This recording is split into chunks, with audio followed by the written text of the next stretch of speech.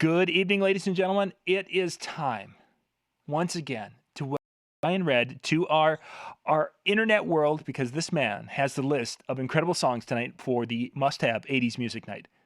Well, I hope so. I hope you guys like my list tonight. I put a ton of time in, Brian, and as I was watching social media today, it seems like every time I thought I had a lot of time in, you were like coming and you were like, "Oh my gosh, my list is now this long." And now this long. Well, I kind of did the essentials, and it was amazing how long the essential list actually is. So then I'm like, you know what? John's like, well, I'm going to do some personal favors too. I'm like, oh no, we better get some of those in as well. So I did.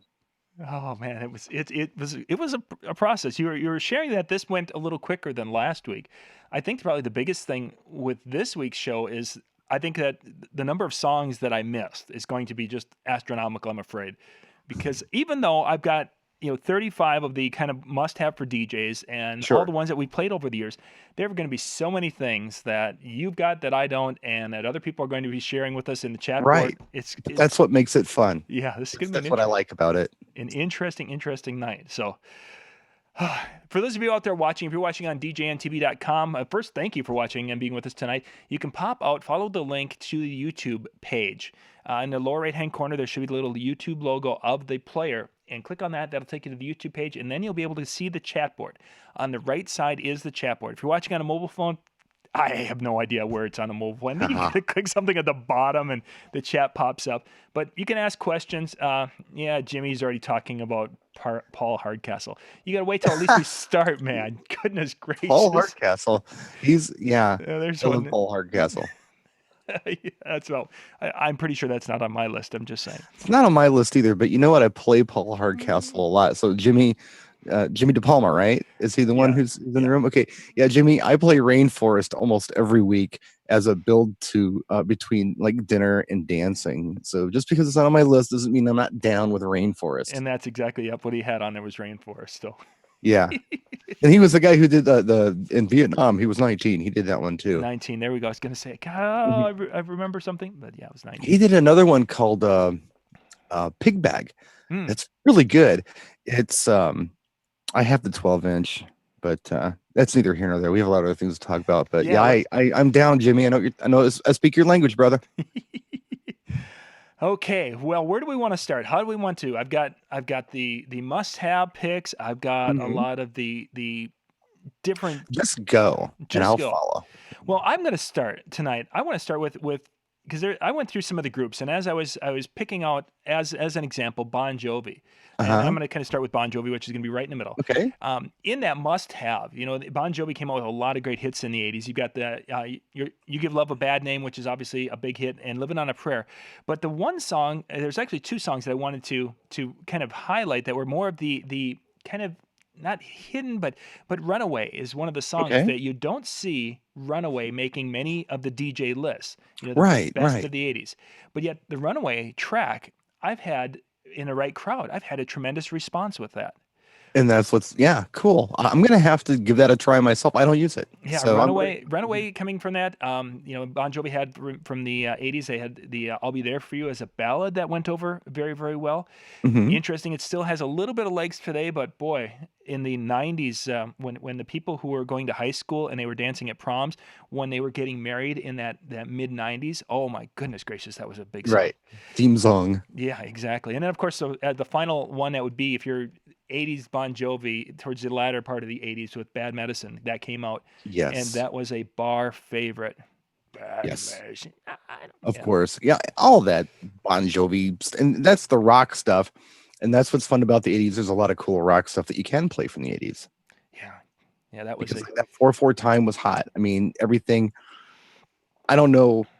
When I was young, I was attending clubs before I was even playing in them. And one thing that I noticed about clubs in anywhere you go to dance or roller skate or whatever back in the 80s is that anything goes. You didn't go to a place and it was a hip hop night or a house night or whatever. And they played everything. They played rock. They played hip hop. They played dance stuff. They played top 40. Yep. That was cool about the 80s. So when you're doing the 80s sets, you don't particularly have to stay in a genre. Sometimes you can bounce around, and that's a lot of fun. Oh, it is. It is. The rock stuff is there, and you can absolutely play it. Yeah, as I'm going through the list, it reflects that diversity, which Yes. an '80s crowd would love and be there with you the whole time. You can't do that today. Today, you can't show up at a hip hop club and all of a sudden throw in, a rock track. You're gonna get killed. But back in the old Yes, days, you could do that, and it wasn't a problem. That you was would the get spirit killed. of it. Yeah, you would. You probably get hurt, Uh, or a country song or whatever. You couldn't go to the country. Well, you can sometimes play a hip hop song at a country bar, oddly enough, but uh, if they can line dance to it, but that's if they can another line story, dance to it and sit another down, show. right, right. We don't want to get into that. So that was my first one for tonight. So what do you got for us for your first? I'm going to start with one that really didn't hit the charts until 1993, but it's a 1988 recording by an Irish band called the Proclaimers, two twins. Oh, I'm going to be 500 Miles by the Proclaimers. This is a song you got to have. This is a song that you can play and get a fantastic reaction from. Now, most people will, again, consider it a 90s track, but in reality, it's an 80s track. So it's almost transitional. You can use it for either one. That's my first track. So now it was released in the UK in the 80s, but here was in 1988. It did nothing. It was re-released, I think 2 years later, and it had some chart success. And then for some reason in 93, we got it, and it went nuts. It became. Right. So, yeah. Thought that was interesting. I didn't realize that was an 80s song until not too long ago. I'm like, holy crap, really? It was released that early. Yeah, no, I wouldn't have guessed that. There are a couple of tracks that were like that. I'm going to go to the early 80s with my next one, and this is one that was really, really popular for us when I would be playing almost everywhere back in I would say even all the way up to about 2000. It's really tapered off, but it's George Thorogood, Bad to the Bone. Oh, nice. A song that is not danceable. I don't think there's any argument with that one. They do it. But people will sing along and scream along, and oh my goodness gracious, this was one of those songs that when we finally got it on CD, we were like ecstatic because this was a song that just worked with crowds, and it would work with a variety of crowds. It's a classic blues riff. Yeah. So if you've got a crowd that dances the blues, this is a track that's going to work really well. Or they want to hear blues. Somebody says, hey, play some blues. You can totally get away with playing George Thorogood for that. It's mainstream. Everybody knows it, so you're not alienating anybody. Yeah.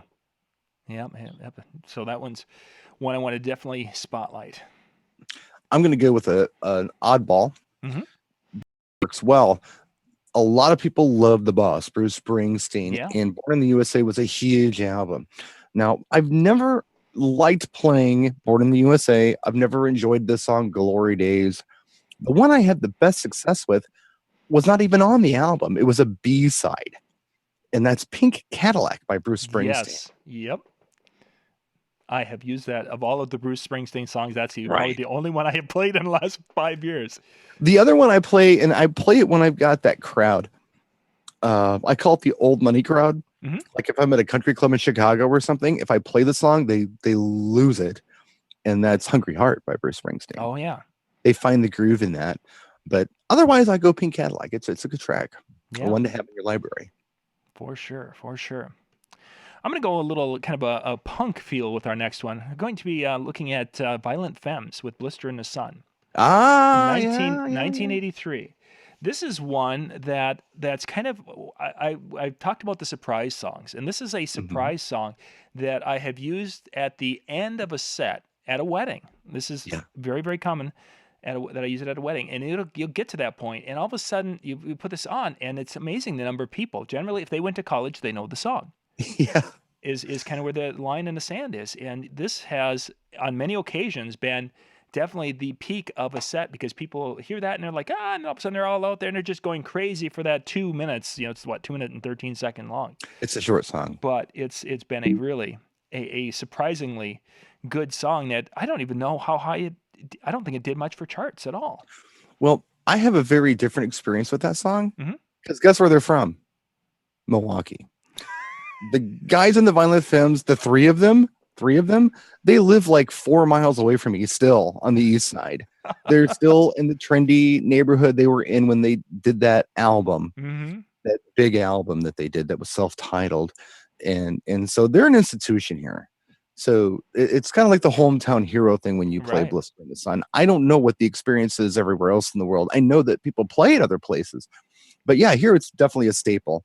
And when you play that song here at a party, I mean, the guys could be in the party. You don't know. I mean, they live here, so That just would dudes. that would be cool. Let's face it. You're playing, and they're right there. I mean, I probably have. I don't even know it. In a club or at a party or something, they've probably been there. I didn't even know it.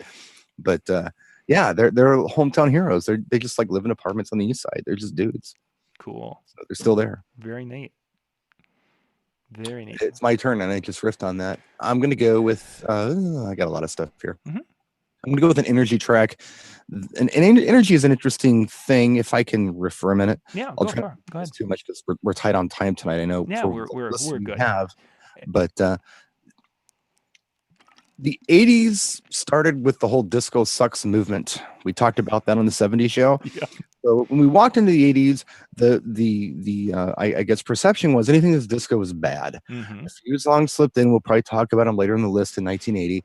But for the most part, the first part of the 80s, you didn't have a lot of disco.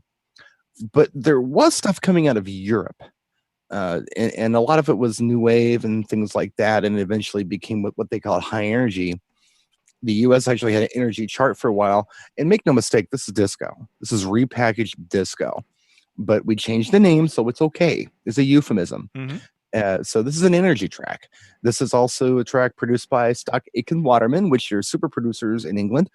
They dominated the charts in the mid to late 80s, so much so that they were... What are you smiling like that for? Instagram. Sorry. Go ahead. I'm listening. Sorry. Late 80s. Excellent. Excellent. I love it. I love it. Both. Anyway, it's to the point where they kind of played out like disco, where it's like nobody wanted to hear about Stock Aitken Waterman anymore. In England, here we didn't know. It was just a few songs. And every time we do a Stock Aitken Waterman song, I'll let you know it was a Stock Aitken Waterman song because we've got a couple on our list, I'm sure. Mm-hmm. And that's Venus by Bananarama. Oh yeah, okay. It's an energy track. It's disco. Yeah, it is. Yeah, yep. Now that you mention it, mm-hmm. It's not my favorite Bananarama. It's not my favorite Bananarama track, but this is the one that I get the best response from. People do like it. It got a lot of club play. Your turn, John. Cool, or I can just go twice. Cool. Wait, you ripped. You never gave us a song, or was Venus it? Venus. Okay, it was. I was wondering if you had another one that you were giving an example of. I'm sorry. No, I don't want to blow them all. I could, but I don't want to. I don't know. You want to save some stuff for later. I was going with the big one. Okay, we're going to go with a band that we've actually talked about in some of our past shows, and this is the Beach Boys, who in 1988 grabbed John Stamos and put the song Kokomo out. Yeah, and it became this cool little thing that the older people in your crowd still think is cool. The younger people in your crowd are wondering why you're doing this to them. But it has that older person appeal. Right. They did a couple things in the 80s. They did that they Wipeout with What the Fat Boys. Fat Boys, yep. Yeah, they did that too, which nobody ever plays. Yes. Thank God. Don't play it. I do have one DJ friend who created a routine to it. And that well, I can understand if you did it back then, but now it's like other than that, you just don't you don't a little obscure. You don't do that. The next one I've got has been something that I do play. It's a rock song, and most of the time I end up playing it for like cake cutting, actually. But you could play it for dancing, and that's Pat Benatar's "Hit Me With Your Best Shot" from 1980. Nice. That's all I have to say about that. Good track. So it would be remiss talking about the 80s if I, being the Minnesota guy, I've got to bring a little Prince into the conversation. Yeah. That's going to kill a lot. I mean, that was, in my mind, I enjoy his 80s music much more than I enjoyed his latter, the 90s things, and even some of his newer things. I can appreciate him as a musician and a talent, but as I've said before, I judge a lot of my music on can I make money with it on my dance floor, and the 80s was it. So of course you have the 1999 I Want to Be Your Lover, which actually goes back to 79, was one of his first tracks. 79. It was one of the ones I play that I like actually the most, because that one had just a little bit of a different feel to it. Interesting. This is one I wanted to talk about though, Brian, because 1999 is my main one you would play. Sure. But Raspberry Beret which came out in Yeah, it's hot too. 1985, is coming back on AC channels. It's coming back. Really? There's a mix out there that really is pretty much, there's a little more extended intro and a little more extended outro, Okay, that's an old mix. It's the video mix. and They go, oh, is that the one that he coughs a little bit in it? that's it. That's Yeah, that's the 12-inch. and That's that's the original what's 12-inch. coming back on adult contemporary charts. I've Sweet. heard that, and it's like, goodness, what? Yeah. Yeah, I'm a Prince geek. I've been to Paisley Park. My ex-brother-in-law used to be his drum tech, which oddly enough was actually his synth tech, because the guy is weird. The guy had this thing where it's like if you hit a drum, it wouldn't make a drum sound, it would make a synth sound. And the guy on the synthesizer was actually playing drums with the synthesizer. He does that. And if you miss a note in practice, he dog shit week's pay and all that.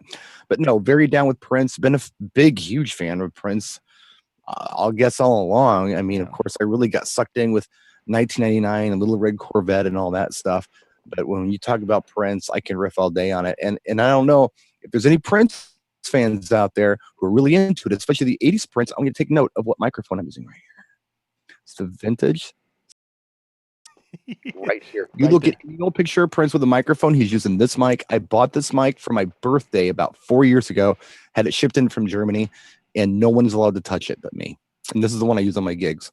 It's a vintage 1983 Sennheiser, just like the one Prince has. I have a wireless version of this too, but it's illegal to use now because they changed the bands. But yeah, just so you know. So Brian, if you got the request, somebody comes up and says, "Hey, play your favorite Prince song," what would that be? Play some Prince. Play some Prince. Play your favorite song. I'm in a set. Play some Prince. If it's like a mainstream set, I'll do Kiss. Mm-hmm. Somebody mentioned Kiss. It's the one I do. If we're in more of a contemporary set, if we're in like anything that's like remotely hip hop, I might do Get Off. Mm-hmm. That one I'll do. But then if we're in like a party set, if we're just doing party tunes, I'm going to do 1999. Sure. So it just depends, And if they're really cool, I mean, if these people are fly and I know they're fly, we're doing Erotic City. I was just going to say, when we did in the bar, Erotic City was easily the most popular Prince tune. Yes. I used to have really good success as well with the 12-inch version of Let's Go Crazy in the club. I don't know why, because it's a hard song to dance to, but I had really good luck with it. But then, of course, what's the flip side of Let's Go Crazy? John? Erotic City. It's Erotic City. That was a B-side of Let's Go Crazy. I didn't get to see that one in the B-side, but I have like 5 copies. Jimmy, no one's gonna play the Pussy Control at an event. It gets requested a lot, and I have a version that I have edited meticulously to play at gigs. Yeah. Wow. I've thought about that's one song because it's got a great beat. Everything is great except for. Yeah. I give it the same treatment I gave I'm on a Boat. Oh yeah. Lonely Island. I gave it the same treatment where I just reversed everything. And it's still there. So I can either show you how to do it or I don't know, I'll play it for you sometime. Yeah. See what you think. That'd be but cool. Yeah, I got a version of that I customized. Very cool. I can play P Control as it's officially called. P Control, yeah, exactly. Well, you know what? I'm not.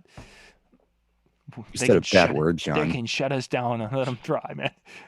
Tomorrow it'll be like, oh, your video's been banned in 4 countries because you said that word. Yeah, because John Young said pussy. Because he just couldn't keep his mouth. Okay, so what are we up to? Because that one didn't count. Me asking you a question didn't count. Okay, then I'm going to go with one that's a crowd favorite for the right crowd. And you're not going to play this at every gig, but when people ask for it, there's absolutely no substitute for it. You must have this song. And it's by the Nitty Gritty Dirt Band. It's called Fishing in the Dark. Oh, yeah. From 1987. It's just one of those tunes you must have because, again, when it comes up, you're not going to be able to say, well, hey, can I play something else? Can I play some Dan Sill song for you? No. If you don't have Fishing in the Dark, forget it. They got to have that song or nothing. So get it. Have it in your library. Fishing in the Dark, Nitty Gritty Dirt Band, 1987. Yeah, great tune that goes over very well. Actually, I'm going to stick with the country part of the 80s because there aren't many country songs that I picked for this. But the one that beyond Nitty Gritty was from John Anderson, the song Swingin'. Oh yeah, I Was haven't played that in years. That was a great was tune. yeah, just a great tune, and it's a sing along, and it's got a little bit of a beat to it, and people could Uh-huh. drink, they could do a little dance with I it. eating chocolate pie. Yeah, I like that part. it's just a fabulous little tune It is. that goes You know, over those really are well. bar songs. That's why they go over well. They do, and you know Those what? are songs in the jukebox at the tavern in the Midwest, mind you. This is where this stuff's coming from. Yeah, exactly. That's where we're based, so we're gonna be a Yeah, little bit that's all we got slanted. to work with. That's all we know. We don't know about that cool stuff. QQ, Okay, what do you got Duke next? boys. Okay, I'm gonna go with one from 1985. Saw a huge resurgence about 10 years ago. Your Love by the Outfield. Oh yeah, Yeah, love that song. that is just one of those uh, pop rock songs. You can do it in a pop set, you can do it in a rock set. It doesn't really matter, but people will dig it regardless. If you're in that zone at all, this is a song you can't go wrong with. Where would you put that in a set? If you were going to be moving a transition song, It's the or top of a set. that's It's a okay. transition song you play at the top of a set because you can't pop the song. The only thing you can do is switch genres at that point. Mm-hmm. I mean, as far as crowd reaction, it'd be very hard to top that song. Yeah. Yeah. So I would go top of the set with it. And then from there, I would switch it into something else. It's got too much energy to go into a slow set. You got to do something dance or something else Mm-hmm. completely different. You're going to lose part of your floor again because it's a very hard song to top. It is. Yeah. Yep. I definitely would agree with that. I've used that in a transitional time frame. Yeah, Probably these are powerful songs that I'm giving you. I'm not giving you guys any fat. This is all solid stuff tonight. Yeah, this part It's is, but nutrition. we'll preface that by saying, well, my next song I'm going to go actually to we're going to go to a personal favorite. Now, this one is not so much one that you need to have, but I wanted to throw a couple of these in. So Yeah, do please. What do this you is got? Alana Miles in 1989 came out with Black Oh, Velvet, yeah. and now somebody had asked earlier today about some of my favorite 80s songs.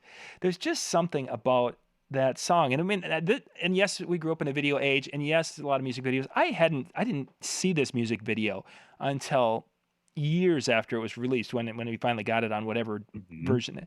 It was just the song and that whole feel and such was of the song was just something that was really kind of cool.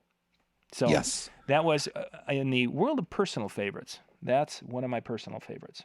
And you reminded me of one of my personal favorites that I didn't even list. So I'll give it a shout out right now because it was on the charts the same time Black Velvet was on the charts in 1989. And one hit wonder, chick from Canada. Her parents were like these like super composers and professors of music and things like that. And she went off and did this pop thing. And it Hmm. was like rebellious for her to do this as far as her family was concerned. And that is I Don't Want to Fall in Love by Jane Child. I Oh, love that tune. And it was out at about the same time that Black Velvet was out.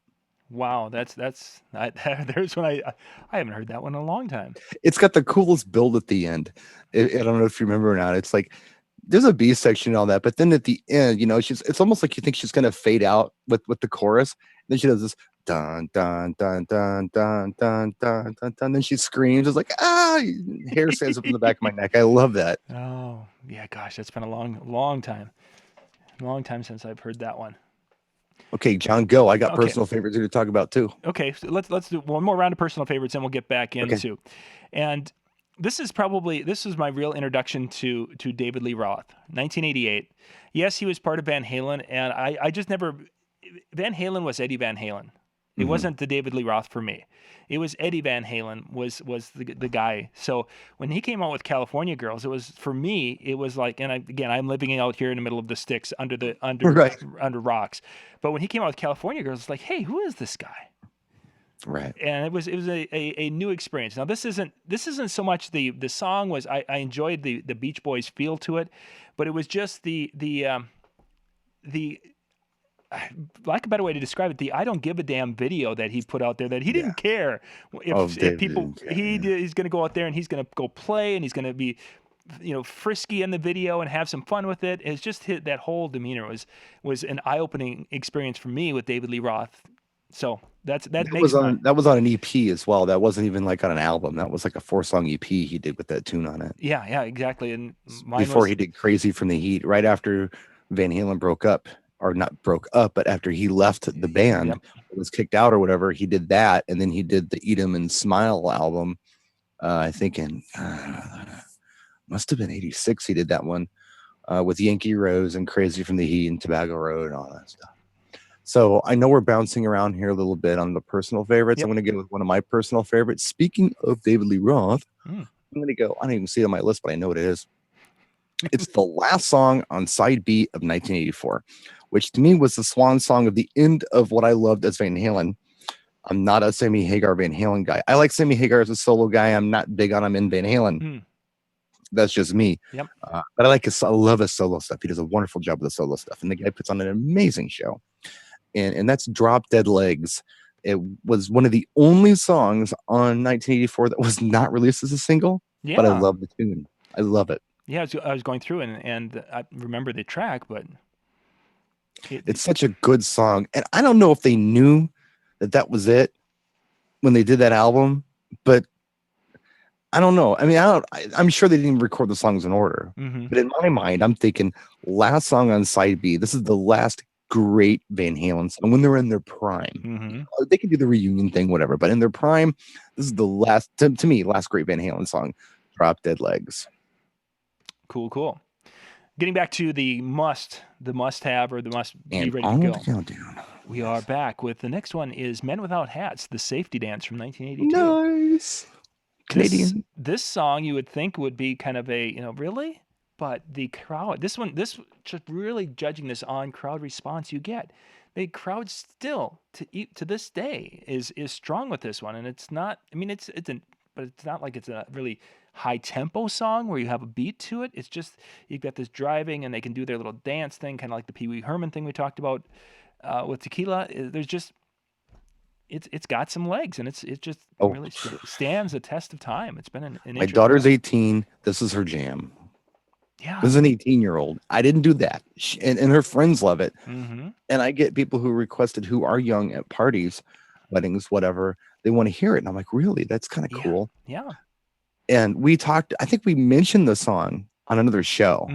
Just how it was weird. It was a one-hit wonder. And I think my kid thinks that we went to the Mid Without Hats concert. We didn't do that. They had one song besides Pop Goes to the World. You know the story behind that song? No, go on, please. It was written about, I forget the guy's name, whoever the lead singer guy was. He went to a club where they were doing, remember Pogo? Yeah. Kind of the punk slam dancing, whatever. The bouncers were like yelling at him and kicking him out and throwing him out and roughhousing him because of the stuff they were doing. You can't do that. They were banning it. So the song was about that safety dance. So you could be. Yeah. You could dance. So now it's making everything fit together. A lot of people thought it was about safe sex. They thought it was like a song, because AIDS was coming up. They thought it was a song about safe sex, the safety dance. No, it's about slam dancing. It's all it was. It was much more innocent than. Yeah, much more innocent. Oh, very good. All right, what do you got next for us? Oh, let's see. You blew some of these for me, but I'm going to go there. Here's a slow tune that you can play. Nice. I love slow tunes. People like it. I think especially your Gen Xers are going to really enjoy it. It's Peter Gabriel off the So album, In Your Eyes. Oh, nice. It's a really nice slow song that I think everybody can kind of get into it. It's becoming a staple. I don't play it every week, but when I play it, I get a fantastic reaction from it. Very, very true. Yeah, that's a great song. A very good slow song. That wasn't even on my list. I'm so bad. I got so many songs on my list, dude. Let's see. I want to go. I told you I'm a ninja with this stuff, man. Be careful. Yeah, you've got quite the repertoire. Next one, it's going to be a group discussion again. This one's Poison. Okay. Poison in the mid to latter 80s and starting at the early 90s, just really had some hits during that time frame. But there's numerous songs that have really stood the test of time, not only because they were decent songs, but because they either were covers of other songs or bands around our upper Midwest region have used those songs as covers and playing the Poison version of those songs. So you got, the Talk Dirty to Me, which is, kind of the main one. But for a ballad, Every Rose Has a Thorn, Nothing But a Good Time and Your Mama Don't Dance are two that I have been to concerts, local band type, and Hmm. those have been covers that they've done. And then the one that kind of as we were talking with Bon Jovi, the one that would be the kind of somewhat hidden one, or the one that's kind of the surprise one, is on Skinny Bop from Yeah, 1990. you know what? That is probably the best selection for the dance floor. Yeah, It's probably the best. And you're right. It's a surprise tune. It's not on anybody's radar who's out in the crowd. You play like, oh, yeah. And they'll come out to it. yeah, exactly. So it's kind of that little hidden gem right in that. But Poison definitely was a big part of the '80s scene, and they had some Yes. good stuff, and then they were gone. Yeah. Well, they're doing county fairs. I saw them in the late 90s. And I remember feeling really bad for him because, all those hot chicks that were lifting their tops up for him Are like 2 years previous, still lifting their those tops. women had all had way too many kids and should have kept their tops on, but they were still lifting them up. I felt kind of bad for the boys. But I remember back in the 80s, we used to go see my grandparents out of state. And this was before, computers and little DVD players you can watch movies on. There was nothing to do. So I would always get like a Hit Parader magazine or something like that to read. Mm-hmm. Transit, check out my rock and roll stuff because I was into rock and roll. And I remember looking at the magazine on the back cover, there was an ad, and there were four of the hottest chicks I'd seen in a long time in this ad. And I was like, this is really cool, man. Who are these hot chicks? Wait a minute. That one's a dude. So dudes, yeah. Oh, wait. Oh, shit. That one's a dude, too. They're all dudes. Look at that. You know what? Forget it. I'm going to get a haircut. I'm going to go out and buy some Prince records because I can't even hang anymore. This is getting too weird. True story. Very true. You think about it, you Poison and Whitesnake and all these different bands that Well, were. Whitesnake, you knew they They were. were, but still, you look at some of Yeah. you look at the one guitar player in there, and when he had his long hair and such, yeah, he looked a little. I'm all about androgynous. I love it. I think that was one of the coolest parts. I mean, look at my hair, for Christ's sake. I'm a throwback, but it can go too far. Then okay, you are officially in like a female impersonator at this point. It's one thing to have a little makeup or do your haircut, but look, you got to leave some clues as to what you really are, and they weren't doing it anymore. I mean, on the first album, on the first ad for whatever that album was called, Yeah. Poison. I don't remember the name of it. Yeah. Doesn't matter. Yeah. It was the Foursquare picture of them on the Mhm. front. I've got it too, but yeah. Whatever it was called. I wasn't into him, but yeah, Unskinny Bop is a really good song you can play as a DJ. Absolutely. Yeah, definitely goes. All right, what do you got next? This is a song that I had no idea was an 80s song until I was doing my research. I'll admit it. I had no clue. Where did you have it put? Were you putting it in the late 70s or the 90s? I was putting it in the 50s. No way. Yeah. Wow. Okay. Now I'm intrigued. At least the 50s. Oh. Yeah. And when I saw this was an 80s song, it blew my gourd because I had no idea. I wasn't exposed to this stuff as a young person, so I didn't know. I was exposed to it, later in my teens. Yep. So I had no point of reference. And Frank Sinatra's New York, New York is a 1980 track. I know. Wow. Look it up. I poop you not. Wow. Liza Minnelli did a version for a movie. I forget the name of the movie. And Frank Sinatra did a remake of it. He recorded it in 79 and it was released in 1980. New York, New York is from 1980. I'll be darned.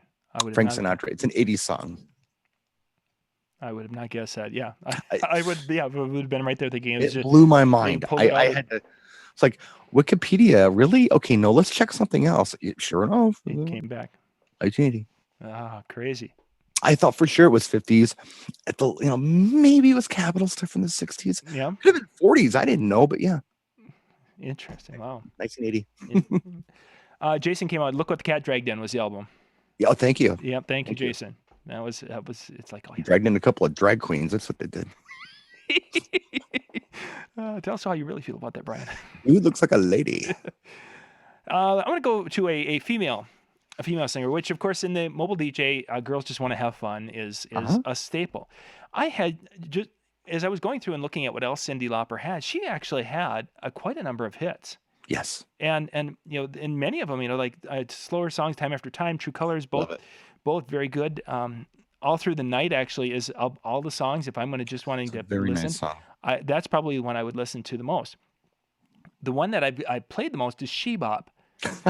Getting kind of that little poppy feel Yeah. is using that using a section of that at the right time, and Yes. that and it's just kind of that little campy poppy thing that Oh, you're definitely in the campy realm here. Yeah. oh exactly this, and you go head off into the Go-Go's and Yes. uh, Well, the song is about female masturbation, and it makes no secret about it.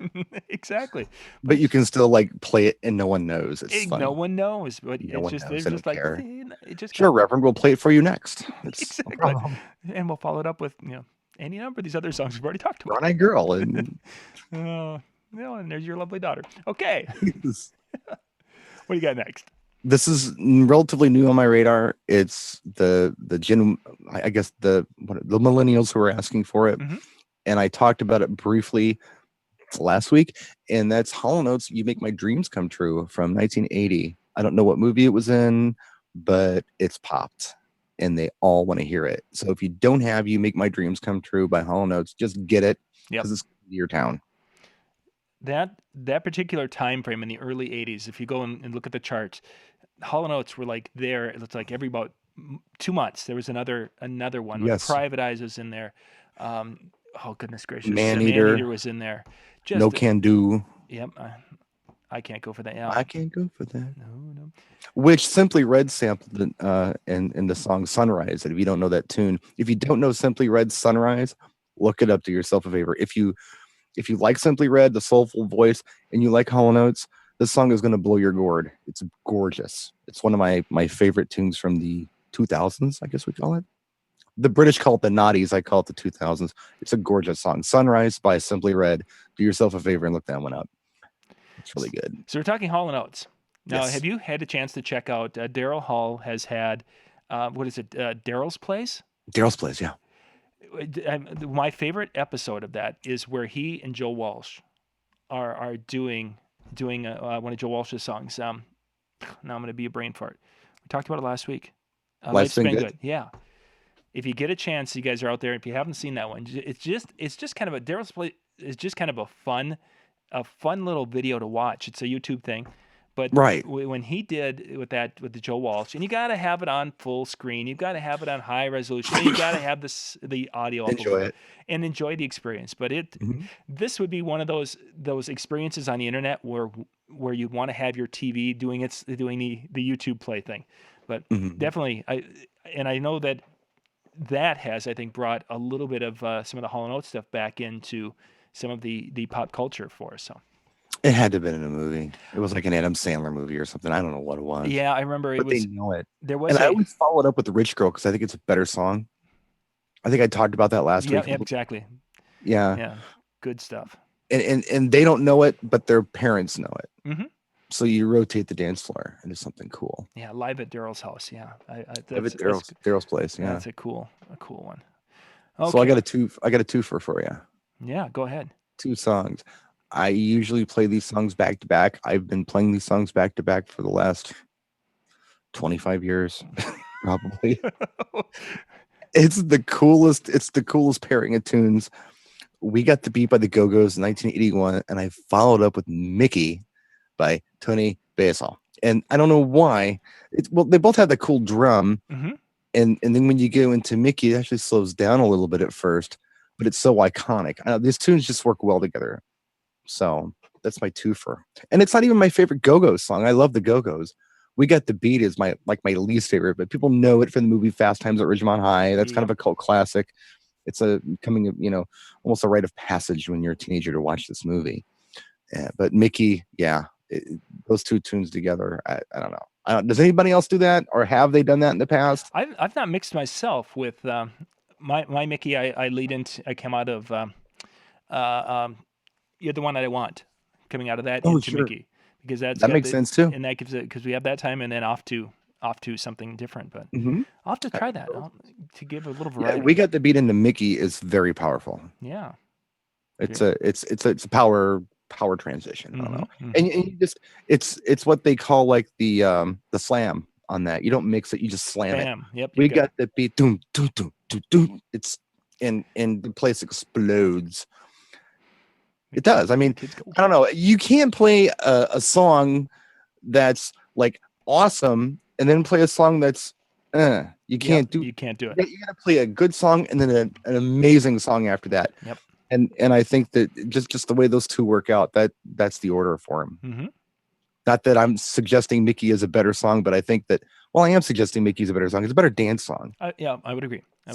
Yeah, I think it's got a little bit more of a more crowd recognition in some ways than the other. it's more group active. Mm-hmm, mm-hmm. Cool. Those are the cheerleaders in the video and stuff. Oh yeah, exactly. Everybody wants to be a cheerleader. That's a 40-year-old woman and And a cheerleader. and she was a choreographer, so I mean, and she still is a choreographer as far as I know. Cool. That was just a song she did. Cool. It's like Paula Abdul before Paula Abdul. Abdul became Paula Abdul. Yes. Let's see. I'm going to take a band from, and I think we talked a little bit about Toto last week. In 1982, Africa is becoming one that is, of course, pop. We talked about this as pop culture. It's hot in pop culture. This would be more of that showing your guests at a wedding as you're getting towards the end of the dinner time and you're getting ready to make the segue into your dance time, that you are with it and you know what's kind of out there and it's kind of fun, but yet it's still retro. I'm hip. Exactly, I'm hip. And if for other Toto, the one that was probably the biggest one when they came out was Rosanna. Yeah, It was huge. It was huge, and unfortunately doesn't have the legs today unless you're doing kind of that 80s crowd. If you were playing for a class of 83, 84, somewhere in there, right. it's a huge song. And then of course they had a little bit of a ballad with "I'll Be Over You" that was okay, but the one that needs to find its way into that segue time frame for you is Right. Africa. I'm a Hold the Line guy myself. That was a couple years before that. But Oh yeah, yep. the my experience with Africa is different. College kids, like who go to really good schools, who have just recently graduated, this was their song, and it's kind of like the Piano Man on steroids. Oh really? Yeah. Interesting. It's an young educated crowd. And I did a gig log one time. It was a little bit after my stroke. And I was talking to the DJ. It's the first time I ever dropped it like that. And I'm like, I don't know, this is weird, but they asked for it. They keep asking for it, but this is really weird. And I was like, I think they're weird enough though. It's kind of a weird crowd. I'm having this conversation with the DJ on the mic as we're doing this. And we're watching it build and build and build, and it's a huge sing along, and they're going crazy. So, yeah, it's the Paradise by the Dashboard Light for millennials. I don't know why. And my daughter digs the song too. My daughter's like, "Hey, tell me more about Toto." Interesting. Now I'm going to have to try that. Well, just keep in mind. I mean, you can't just do it for anybody. You gotta do it for the right crowd. So when you have that opportunity, think educated, millennial. Yep. 20s. Yep. Four trucks in a parking lot. It's boom. I don't know why. And I can almost smell it. I can see a crowd and I can say, you know what? They're Toto Africa. Don't even ask for it. And I can play it and it's like, they're like, oh my God, he knows. So, yeah. Kind of a weird one. Yeah. One of another in the Joe in the chat board said the exact same thing. And that's the way he's using it is as that sing along for the right crowd. Yeah. Interesting. It's my turn. I'm going to go with a 1983 song by the Talking Heads, Burning Down the House. Kind of rock, kind of cool, kind of danceable. It's the Talking Heads go-to song for me. If somebody says you got any Talking Heads, I play Burning Down the House. The Talking Heads had a variety of songs that came out that were really kind of cool. They're not on my main here. The one I think that not that I play, but getting into the my favorites, I want to get to that is "And She Was." Yes. Oh, I love that song, and that was on the same album. Yep. That's my favorite too. Yeah, just one. And Psycho Killer, I like real well. Yep. Yeah, there's just Talking Heads had a lot of stuff. It just unfortunately, like Wild Wild Life was a fun song. Yeah. Just didn't, for money songs, Burning Down the House would be. They did in their day. I mean, back in the 80s when I was playing, you could play Wild Wild Life. Yeah. You could play And She Was. You could play Once in a Lifetime. You could play all kinds of stuff, and they would dance to it. This was also back in the same days when people used to ask for B-52's Rock Lobster a lot. So That says something. yeah, it's a different vibe. What you got, brother? My next one is not in my must play, but I'm going to preface this by saying this is a song that I knew when it came out. We used to enjoy it and such, but then it got filed away. And I've got some DJ friends here in Minnesota who really are into We Built This City from Starship, Yeah, 1985. And it's, again, I lived through it the first time and enjoyed it and did the sure. thing. Well, they have encouraged over the last few years to play this thing at different events because people Yeah, sing along to it and it's big. It is. It's Yeah, one of those that wasn't really on my radar, but I can thank Don Larson out there that yeah, Starship We Built This City has become I think it's probably very staple. similar to what you're saying with Africa is when Yeah, you see that crowd and you're like, oh, this is gonna work. I think we built the city is actually even more broad than what I was talking about. Yeah, I would agree. That's probably, but it's one of those things that I think with the wrong crowd it would be a flop. But boy, if you have Yes. that '80s crowd that knows that their stuff, and again, age-wise, can be from 16 to 60 or more, it could Yeah. definitely be a strong song. Well, my next song blew me away when I first heard it, and it was in 1983. I'd never heard anything like it before, and I learned more about the song as I got older, as I learned more about music, and it's credited to someone who had nothing to do with it, which Hmm. is odd, and it's a sample, which I didn't know until I don't know 10 years later. It's Grandmaster Flash's White Lines from 1983. Oh yeah. Grandmaster Flash had nothing to do with the song, but Sugar Hill Records owned the name. It was actually Melly Mel and I think Grandmaster Cass or somebody who did it, and part of the Furious Five. But neither here nor there. The sample is well, it's not really a sample. They did this a lot.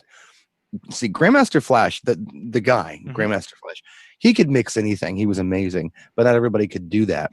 So what Sugar Hill Label did was they bring in a house band to actually recreate the song. They did that with Rapper's Delight. That's not a sample of Good Times. That's a band, playing like a playing Good Times. Hmm. It's a house band, and they did the same thing with this tune. It's by Liquid Liquid. It's off of an EP. The song's called Cavern, 1981. It's a no wave song. Really weird stuff. If you're into art noise and things like that, this is a little funkier. You might enjoy it. Got a lot of good breaks in it. Liquid Liquid Cavern Hmm. is the sample on that. But yeah, Grandmaster Flash's White Lines. I've gotten a lot of requests for this in the last couple of years from millennials. Interesting. It's a retro flashback song for them. They enjoy it, and it's a good tune. Interesting. I haven't heard that brought up in a long time. Well, I've always liked it. I mean, I was a big fan when it came out, and I loved the message. And Wheels of Grandmaster Flash and Adventures on the Wheel of Steel, even the earlier stuff, Birthday, whatever. I loved it. But yeah, it's coming back, and it's nice. And I'm like, really, you want to hear White Lines? I'm like, is this really going to work? And then you drop it. It's like, hey, it's cool. I've done it at company parties, and it's done well. Hmm. So, and this is pretty new. Hmm. Hmm. The last time I think I played it was like December. Wow. So it's not like something I did a year ago, whatever. It's been reoccurring. It's back on the radar. White Lines by Grandmaster Flash. There are a couple different versions of it. Go for the short one. Long one gets so long, and Kind of drawn out. yeah, it's actually one of those songs. It's supposed to be, well, it wasn't written as an anti-drug song. It was written as a pro-cocaine song, but they changed it for airplay to a anti-drug cocaine song. We're gonna clean that song up for you. Yeah, gotta make that money. Let's do it. Okay, I'm going to do one more from my must play, and then I'm going to jump into some personal favorites again. Okay. This time it's again an artist who has many songs. Bryan Adams, the Yes. staple of Summer '69. The slow song that, of course, he has many slow songs on his greatest hits, and a variety of. Heaven is probably came out in 1984. It's one of the strongest ones. I don't Yes. play his version of Heaven. I prefer the DJ Sammy Candlelight version of Heaven. Yeah. I just like that female voice with that a little Right. bit more. So then with Bryan Adams, Summer of '69, of course, is that the one that I play as that kind of that surprise hit that people will remember is Run to You. Oh yeah. Message, not the greatest probably for some events, but it's just a really kind of a cool song that when you're in that 80s crew, that 80s groove, and people are really into that. Oh Hmm. yeah, I remember that song. So Yeah. that was my little hidden gem Are from you a Brian Brian. Adams fan? A little bit, probably mainly because, and I hate to say it this way, is because his songs make me money. These are money. Right. A Right. lot of Oh, his well, songs okay. are money Yeah. songs, No. No. No. There's nothing wrong with saying that. and Let's that's see. Yeah. if I had my choice between going to a Bon Jovi concert or Brian Adams, I'd probably be going to Bon Jovi or Def Leppard or Van Halen over Brian Adams. But if it was Brian Adams or someone, I'd go. What? Just for fun. I mean, I went to Brian Adams in 19 summer of '84. Hmm. Right. Well, Heaven was big, and he was just getting ready to drop Summer of '69 as a single. And I went there. It was a free concert at Milwaukee Summerfest, world's largest music festival. So my mom and dad were there, my sister were there, my buddy was there, and it was a rocking show. It was a Hmm. lot of fun. Uh, I liked it. Yeah. But just for fun, if I don't know if any of you guys knew my buddy Mark Mosley, just the sweetest guy in the world. He passed away last summer, but he was my guy I used to talk music with. Just we'd message back and forth on Facebook or whatever. A DJ in Boca Raton, Florida, Mm. originally from Boston. Wonderful, wonderful man, and I miss him a lot. But we were talking disco one day, and I love talking music with people whose karate is stronger than mine. His karate was stronger than mine, and he would just turn me on to stuff. He turned me on to this Brian Adams track that's hilarious, and it's very hard to find. And the video on YouTube of it is I think of the Solid Gold Dancers. It's the only thing you can find. Look this up, John, just for fun. Look up a track called "Let Me Take You Dancing" by Brian Adams, just for fun. Hmm. Look it up. It's a wonderful song. I remember it. I remember it when it came out. It came out like '79, but it's just hilarious because it's a disco song. He sounds like a chipmunk. They've sped him up so much. Sorry about that. I'll, That's why I asked if you like Brian Adams, because I just wanted to turn you on to "Let Me Take You Dancing." I'll have To do to. that. I'll leave the window open there so I can check that out after the It's a show. wonderful song. Yeah, just you're gonna have to check it out. It's quite funny. Cool. Okay, So since you're going to the personal favorites list, so I thought I'd jump over there yeah, first. let's do that. Okay, I got a lot of them here.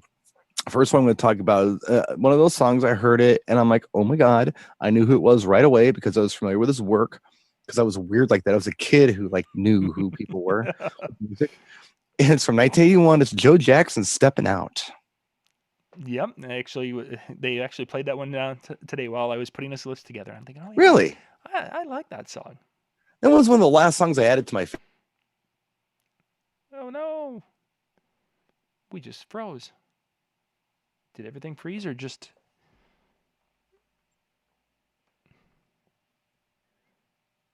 Do we have connection yet?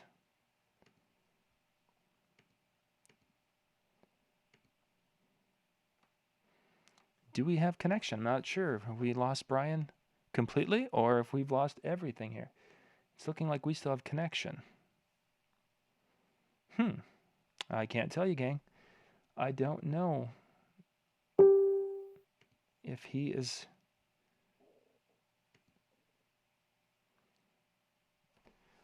I think we lost Brian. I'm hoping that we can connect. There we go. I'm hoping that he'll be back with us here in just a second. That was kind of a weird anomaly.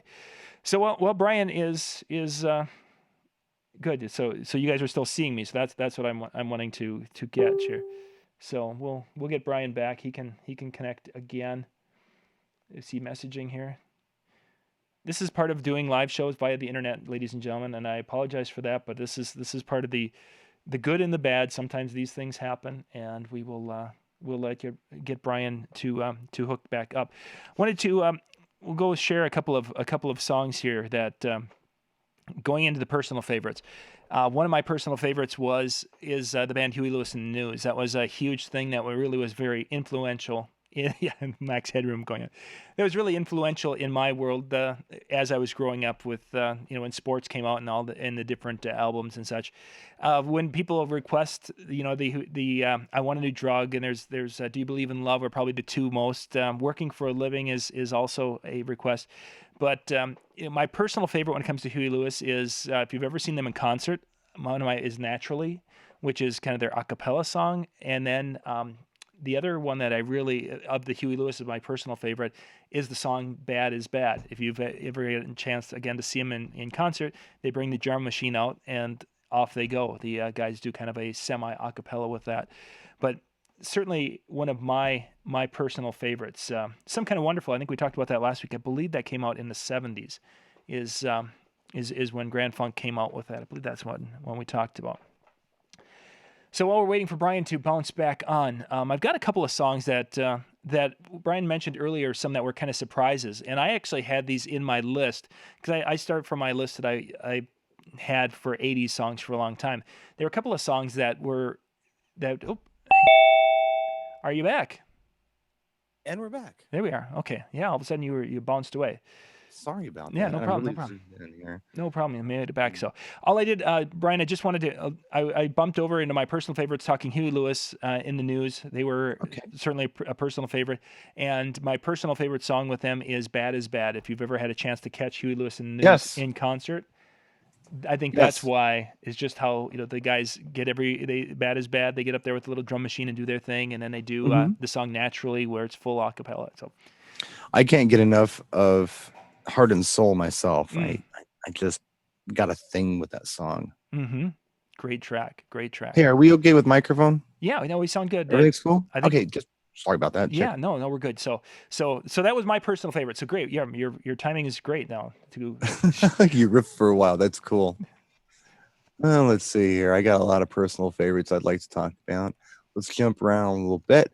I'm going to go with one that's very unpopular for a lot of people, and I think it's ridiculous that it's unpopular. I think it's stupid because it's a great song, and I don't care what anybody says, and I don't care what happened, and I don't care.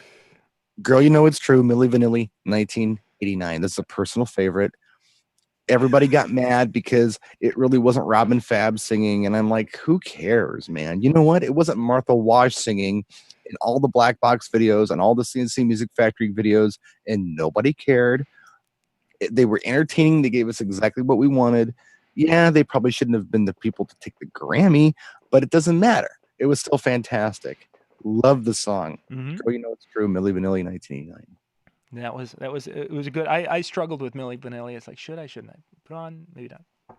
So I don't care. I don't care. I'm unapologetic. You're gonna just I like Neil Sedaka. I like Milli Vanilli. I'm unapologetic. My next personal favorite. This is one that didn't get much airplay, even though I bought at the time the tape, Ice House from 1985 with Electric Blue. Just this little campy song that really, I shouldn't say really campy song, but it's just kind of this song that just kind of flows along, and it's just kind of a cool sound to it. So Ice House's Electric Blue is one that I really is a personal favorite of mine. Right. Yep. Nice song. I'm going to go with my favorite Human League song from 1983, Keep Feeling Fascination.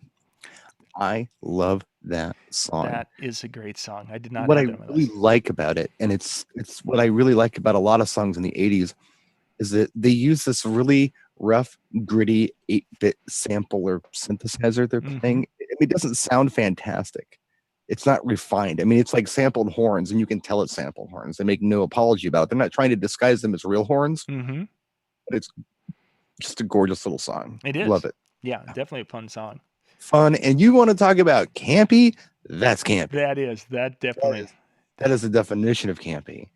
But I love it. It is love a tune. Good track. It wasn't their big tune. Their big tune was, of course, Don't You Want Me? That's one you should have. Speaking of, have that.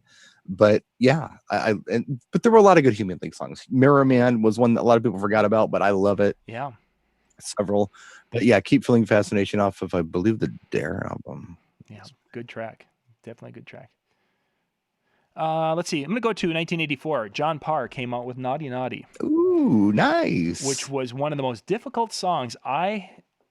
Of all the songs that we've looked for, that one was the most difficult one for us to find on CD for the longest time.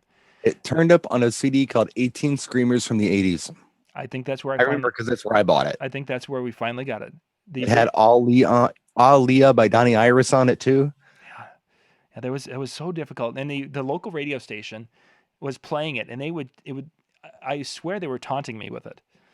Because they would wait until they'd be playing it after we were done. So I'm driving home, and there it is again.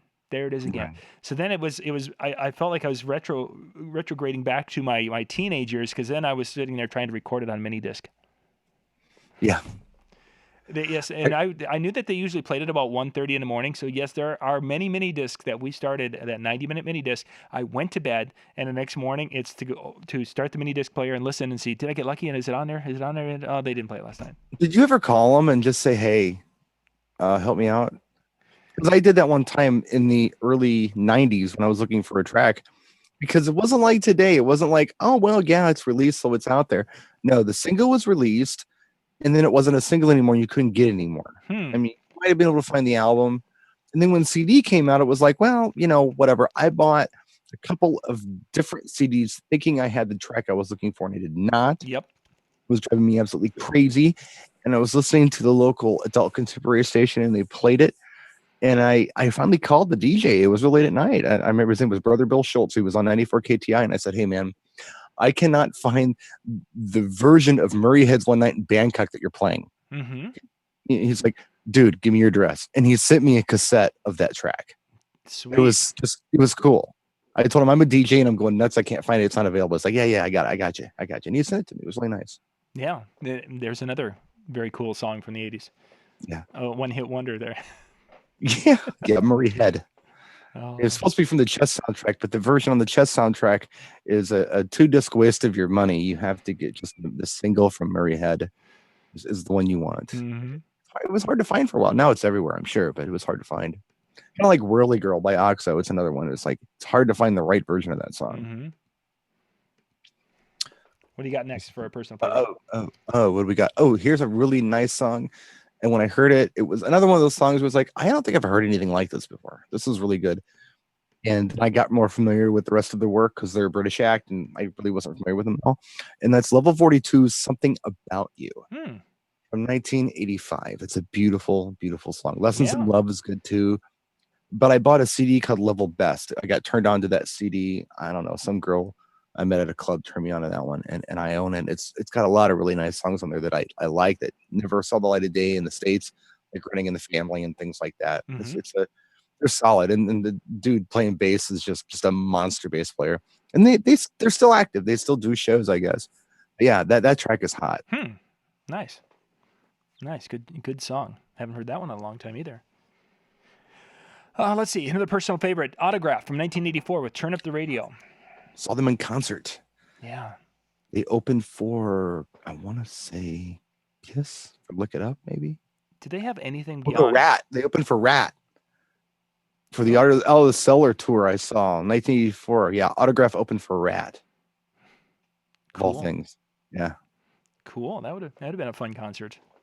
It was a lot of fun. I mean, basically, these have played the whole Out of the Cellar album. That's all they had. But it was really good. I was just trying to say they've got a few hits, because I think when they came out the greatest hits, there were like 4 that I recognized. Yeah, 2 albums that had some pretty good solid hits on it. Out of the Cellar and Invasion of Your Privacy. And they both, Invasion out and around. Yeah. Oh, that's going back in time again. Remember, you're talking to the idiot savant over here. I know this crap. What do you got next for us? Oh, let's see here. The Look of Love, ABC. This song is a beautiful little disco song. It doesn't sound like anything else that I've ever heard ABC do.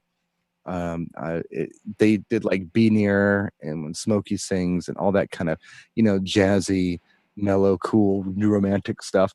Look of Love was just a campy disco tune, and love it. It's got a lot of energy. It's one of those songs I can turn up, but it's also a cool song because to me it's timeless. I just like it. It doesn't sound like, oh, that's from 82, or that's from 88, or that's from 95. It's one of those songs that I think ages very well. Mm-hmm. Sure, yeah, definitely does. My next personal favorite from 1986 from the Fabulous Thunderbirds, Tough Enough. Tough Enough. Just kind of a driving fun song. From the Gung Ho soundtrack. Yes, that's right. With, Michael Keaton. Michael Keaton. Yeah. And a lot of other guys, I can't remember their names. Yeah, well, Michael Keaton was the main one. Michael Keaton was the main guy. Yeah, the guy who reminds me of Ned Beatty was not Ned Beatty, but he reminds me of Ned Beatty. He was in it. Oh yeah. Maybe you'll see. I Mm-hmm. can't remember his name. It doesn't matter. But yeah, from the Gung Ho soundtrack. What do I got here? Oh, here's a nice one. This song is produced by Jimmy Jam and Terry Lewis, Okay. and it features Janet Jackson, and it's an oddball. This guy had been doing music since the 60s, Mm-hmm. and it was the kind of album your mom would buy or your grandma would buy.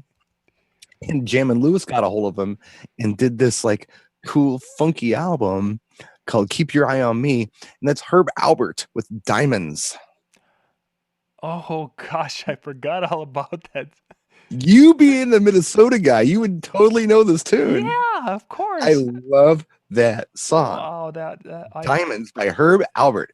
com- And today they wouldn't say that. They'd say Herb Albert featuring Janet Jackson, Diamonds. But mhm. yeah, back then it was just Herb Albert. Is that Janet Jackson's? Gotta be. It sounds like Janet Jackson. But that was like the best Janet Jackson song. That was actually Herb Albert. So I completely forgot. wonderful track. Forgot about One that of my one. personal favorites. Last one for my favorites, and we'll jump back in with Yeah. that. And it's from the Hooters, 1985, and we danced. We danced. Yes. Just a kind of a fun little song that has that kind of a neat that start, and then it just gets into the driving and going. And Now, that was really big the same time The Outfield Your Love was big. It mm-hmm. was right around the same time those songs were big. Yeah, great stuff. Great stuff. We're back to the list, folks. Yeah, let's get back there. I think I've got, as I'm looking at my list, Brian, I've got 1, 2, 3, 4, 5, 6, 7, 8. We must have about 15 of them that we haven't talked about yet. Wow, 15 songs. That's Yeah. pretty good, John. I'm going to blow one of yours right now out of the water because I know that you have the song on your list. And that is Bang on a Drum by Todd Rundgren. Yep, there it is right there. This is, no, and I didn't know this. I told you I'd blow one right out of your list. I didn't know this until I looked it up because I've always liked the song. Mm-hmm. What I didn't realize was, because I'm not a sports fan, this is the song that the Green Bay Packers play whenever they make a touchdown. So I should probably play this song a lot. Yeah, you're like right there. Yeah, Green Bay is Wisconsin, and if you don't know geographically, that's our team. But I could care less. I don't know. I am very interested in guys playing with balls. I'm more interested in music and girls. That's just me. But I should know this, and I do now. This is the touchdown song, so it's going to go back in my heavy rotation. Mm-hmm. So this is a good exercise for me just to find that out. Todd Rundgren, little trivia about him is that he was one of the first to try to have what they call it quadraphonic sound at his concerts and such, which flopped horribly. But Yeah.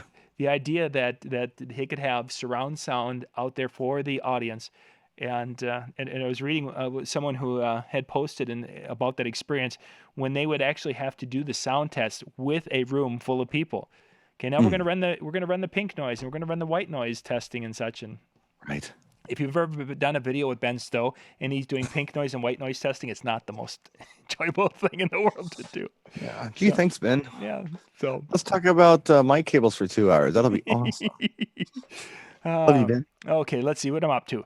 Georgia Satellites had a Keep couple your hands of to them. yourself. Keep your hands to yourself, and the one that I just, as a personal favorite, they had Battleship Chains. That was kind of a campy little fun thing. Never played it. It was a personal thing, but it was released. Never hit anything on the charts. But it's like that's just kind of a quirky little song.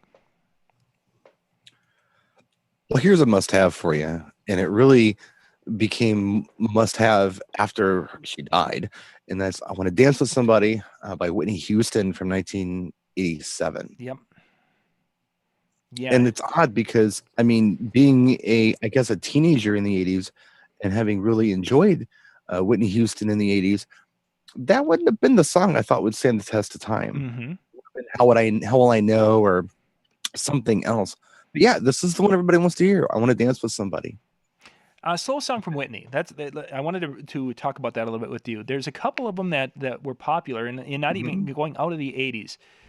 Which one, if somebody said, hey, play a Whitney slow song, because I think we're going to see things like this happening. Yeah. Well, a Whitney slow song wouldn't be the 80s. It would be the 90s. For me, Greatest Love of All came out in the 80s. Which Greatest I Will Always Love You? I Will Always Love You came out in 1993.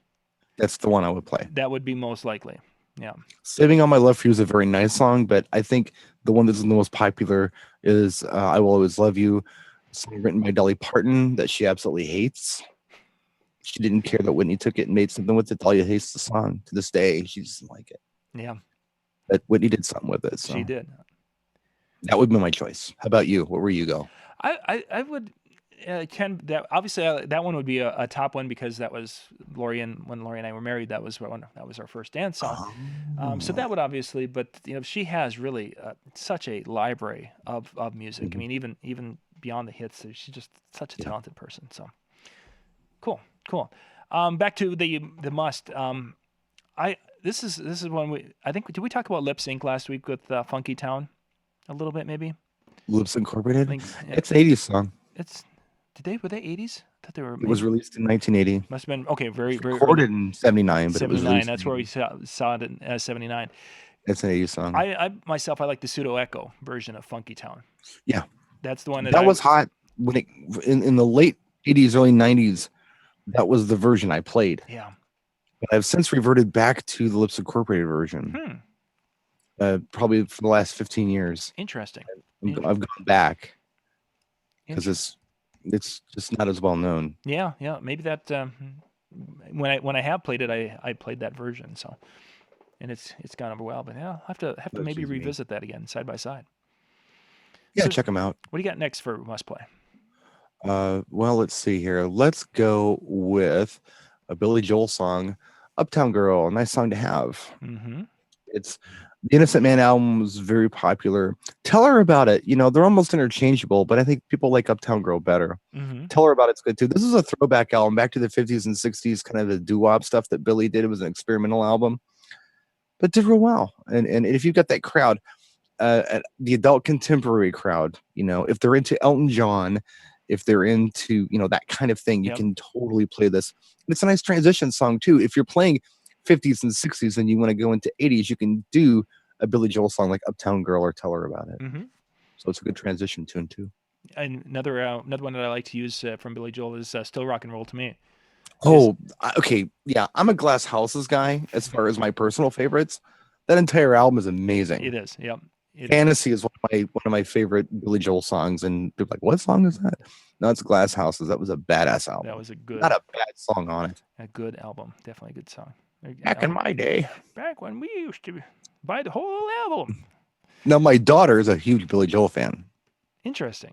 I know. It's weird. It's not even interesting. It's goofy. Yeah, she's more retro than you are. She is. That's so crazy. She tries to bond with me and say, "Hey, Dad, I heard this cool Lady Gaga remix," but I know she doesn't mean it. She wants to talk about the Monkees or something. She's just teasing me, man. She's just teasing me. She is. Romantics came onto the scene in the early '80s with What I Like About You.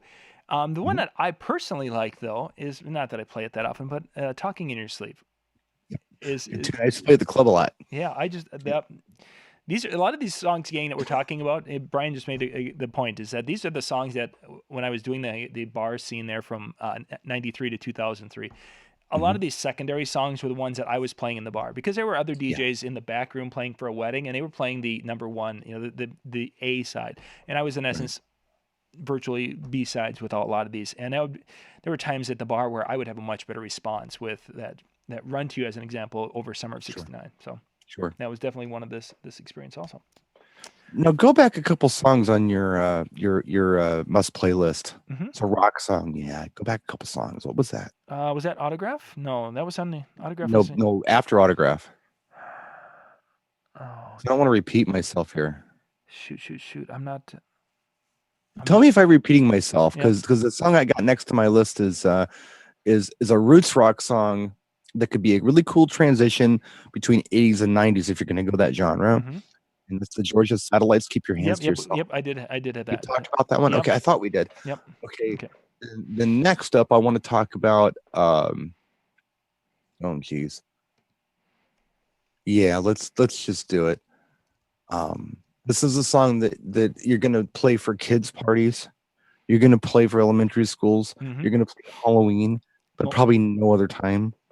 But although you may play it this year because there's a remake coming your way, and that's the Ghostbusters Ray Parker Jr.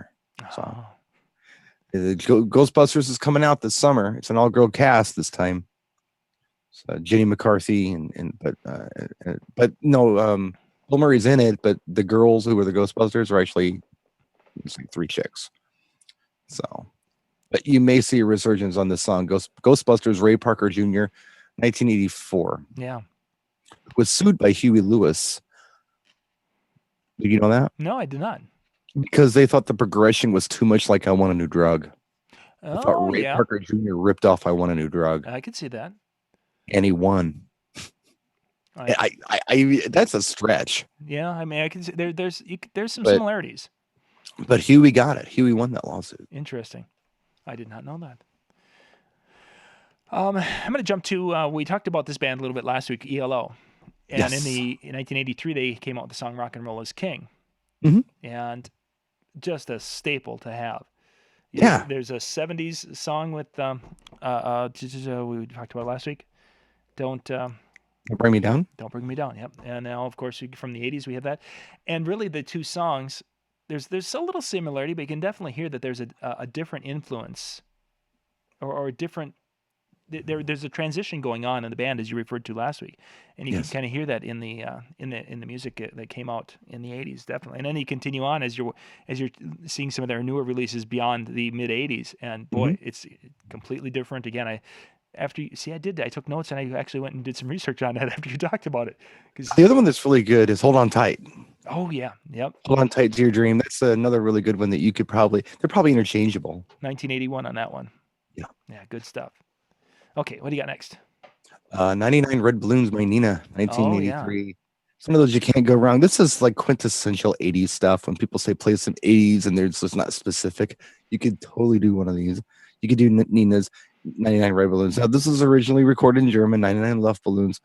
I prefer the English version. I think it's prettier and sexier and just a better tune. The German language is not sexy. I mean, I love Germany. I love going to Germany, but there's something about the German language. It just doesn't oh, that's romantic. You never say that. But yeah, so you want the English version of the song, 1983, one hit wonder in the States. Yep. But she's like still like an icon there. I think she was like on their version of German Idol or something as a judge. Like, so she's that cool. Interesting. I still have her around. Yeah, that song's not going over well on our chat board. 99 bullets in my head. Whatever. Shut up, fool. Jimmy. I know, Billy. No, it's a song people like. Exactly. This is getting back to the point of the songs that make us money. This isn't my favorite song. This is a song that people dance to. We'll talk about favorites. We'll talk about favorites. Yeah. We can go back to that. We can do that. Oh, in a Big Country. That's a good song. Ooh, yeah. Yeah. That's a song. Let's see. Another one that is you've got to have. Not a favorite one of mine is "Hot Hot Hot" from Buster Poindexter. Buster Poindexter. The late '80s. You've got to have it. It can be used as you can use it as part of the limbo if you need to add more to that, or it's just the conga line around the room, or you can play it into the wrong crowd and they will look at you weirdly and wonder, what in the world are you playing? What are you playing? I've had all three of those. Sometimes it's been the great conga line, sometimes it's been part of the limbo, and then there's the weird looks. Are you familiar with who Buster Poindexter is? A little bit. Okay, his real name's David Johansen, and he was the lead singer of the New York Dolls, punk band back in the 70s. One of the first, like kind of a glam punk type of thing. He was an actor for a while too, but Buster Poindexter was his alter ego. He had two releases, Hot Hot Hot and I don't remember. I know he did like a Christmas song. Is that You, Santa Claus? That was one he did. Yeah, he did a second song, and I remember I'd actually played it years ago. When you bought a CD and you're like, "There's got to be something else I can make." There's got to be something here I can play. I got to find one more to make it justified. I've got to get my money out of this thing. All right, what do you got next? Here's a fun one. This is one I used to play all the time, and then it kind of got to the point where it's like, no. This is more risque than I want to really, put my name on. But I pull it out once in a while with the right crowd when they asked for it later in the night. It's really cool. And that's Clarence Carter's Strokin'. Yeah, guess this one. This is the first one I guessed right. Yes. In what, 3.5 weeks doing this? And you're like, And okay, I do that on purpose. I'm like, let's see if John can get what I'm saying. Let's see if he can follow me. and there's I get He one knows what I'm talking because about. you start out and it's like, okay, this one is from like 1983, and this song, and I'm thinking, okay, I got it. I start highlighting it so I can mark it off, and then no, he goes the wrong direction. It goes, yeah, he took me left, he went right. But yeah, Clarence Carter is an Clarence interesting Carter. one. Yes. When we because that was not on my radar when it first early on. I mean, it was probably not on my radar until what year was that? Did that come out? I'll tell you, well, that came out in 1985, but let me tell you when it got on my radar. Yeah. And that's when Bernie Howard released all those DJ tools. Mm-hmm. I don't know if you bought those or not. Yeah, different versions of it. Yeah, but Okay, yeah, but that's when it came on my radar. I'm like, what the hell is this? And then people started asking for it. I'm like, really? yeah, that would have been. I would put that in the like about 96, 97. Is because that's I think when these tools started to come out. Maybe I bought them in 94, yeah. but Okay. the song's 85. Yeah, so it was good 10 some years and played numerous shows and it wasn't there until that and all of a sudden it He became was this kind of thing. like Blowfly, who recently died. Mm-hmm. Blowfly was like an early. He was like the Two Life Crew before Two Life Crew. He had like the dirty nursery rhymes and instead of Frankie Valli's "Swear to God," it was "Spread Your Cheeks." I mean, he was one of those guys that just did really nasty songs. This was who Clarence Carter was for blues. Mm-hmm. He did naughty versions of songs or made naughty songs or whatever. But yeah, I'm stroking innuendo. When I get stroking requested by chaperones at a high school or junior high dance. Sure. Yeah, we'll do that one for you. Yeah. Let's You see. know that was stroking my woman. It's like, yeah. I'm going to go back to the early 80s with one of the first flamboyant and he would be one of the first probably in my little world back in that time would have been the first gay man or gay singer that I was aware of. Okay.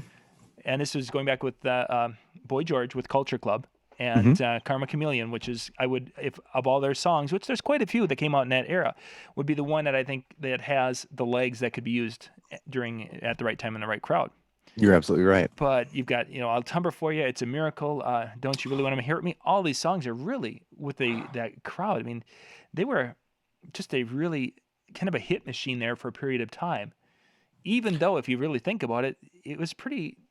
Boy George wasn't exactly a square or straight shooter or anything that. So our parents should have looked at that and basically said, "No, you can't listen to that."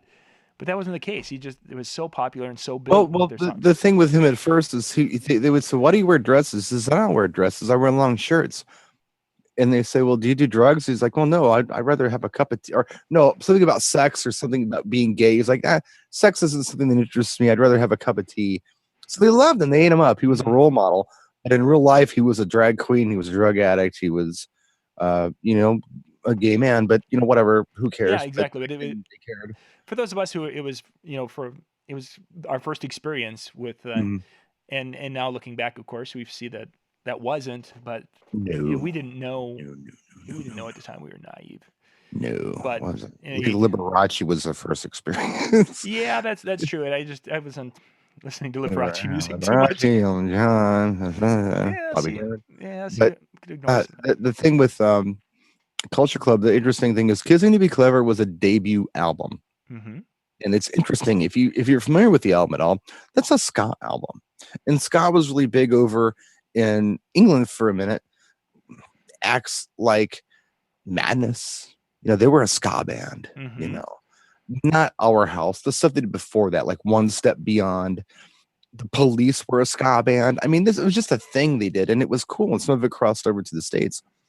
But Kissing to Be Clever, I don't know if you're real familiar with that album or not. It's a very strong album. Musically, it's incredibly strong.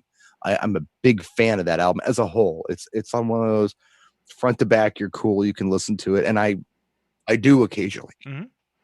What's interesting is they released 4 singles that did nothing off of that album. And they were about to go ahead and just tank it, write it off as a loss. And they said, well, we're going to try one more single, number 5. It's a dud, but we're going to try one more single to see what happens. Right. we're gonna try this "Do You Really Want to Hurt Me" song. And Boy George is like, no, no, no, I hate that song. If you release that song as a single, I'm quitting this anyway. It's gonna do you no good. Like, well, we're gonna take all the money back. We got to give it one more shot. We got to try it. Mm-hmm. And that was the one. That was the one. That was a throwaway song. That was an afterthought when they recorded the album. They thought the lead was going to be White Boy, which is a great song, by the way. Fantastic song. It could have been a great lead. I don't know why it didn't do well. But yeah, it was a throwaway tune, and that's what they hit with. Interesting. They had 2 strong albums, super strong albums. Mm-hmm. And by the way, have you seen Boy George lately? Yeah, actually, when you're doing research and you're doing your study, you're looking. It's kind of cool. If you type in Culture Club songs, you'll get a list of a lot of their songs. But then they put up a recent picture of the artist. Mm-hmm. So I've seen recent pictures today of a lot of these '80s, and some of them are not looking so good. Some people, it's like some of these, it's like, goodness gracious, they look. Boy George looks fantastic. I mean, he was a heavy set guy for a while, but he's cleaned himself up. And by the way, he's a DJ. Yeah. If you didn't know that, a huge DJ in the late '90s, early 2000s. He kind of went that way. But yeah, he's looking fantastic. He's lost a lot of weight. He's got a really cool new look. Yeah. His voice has changed. His voice has dropped. Interesting. He sings with this lower voice now. It's still beautiful, but it's a lower voice. I think 2 years ago he came out with some new material that was really good, but it didn't sound. It wasn't the high voice like we were used to. It was a lower, mature voice, but still beautiful. Interesting. Beautiful. Yeah, I knew the DJ part, and that's what we were seeing today. But yeah, cool. What do you got next for us? Oh hell, here's one that I do really well with. It's been in movies. This band is an alternative band from the 80s, and most of their songs you can't do anything with them. I mean, as a mobile guy, they're not familiar. They're very underground in the States. In Europe, they were more popular, but I think they were still to some degree pretty underground, not a mainstream thing that's on everybody's mind. But this song hit. And when it hit, and it's a beautiful tune. You can totally get away with it at a party where they're doing 80s music. Even if it's like a hint of 80s music, you don't have to do an 80s party to play the song. This can just be a cool 80s tune to throw in the mix. And that is The Cure's Just Like Heaven from 1987. Yeah, we had some people talking about The Cure earlier. Mm-hmm. Good song. That's the tune. That is the tune. Now, my favorite Cure song is Let's Go to Bed. But, it's a great tune. I played it in the clubs back in the day. But the one I can play for mainstream audiences is Just Like Heaven.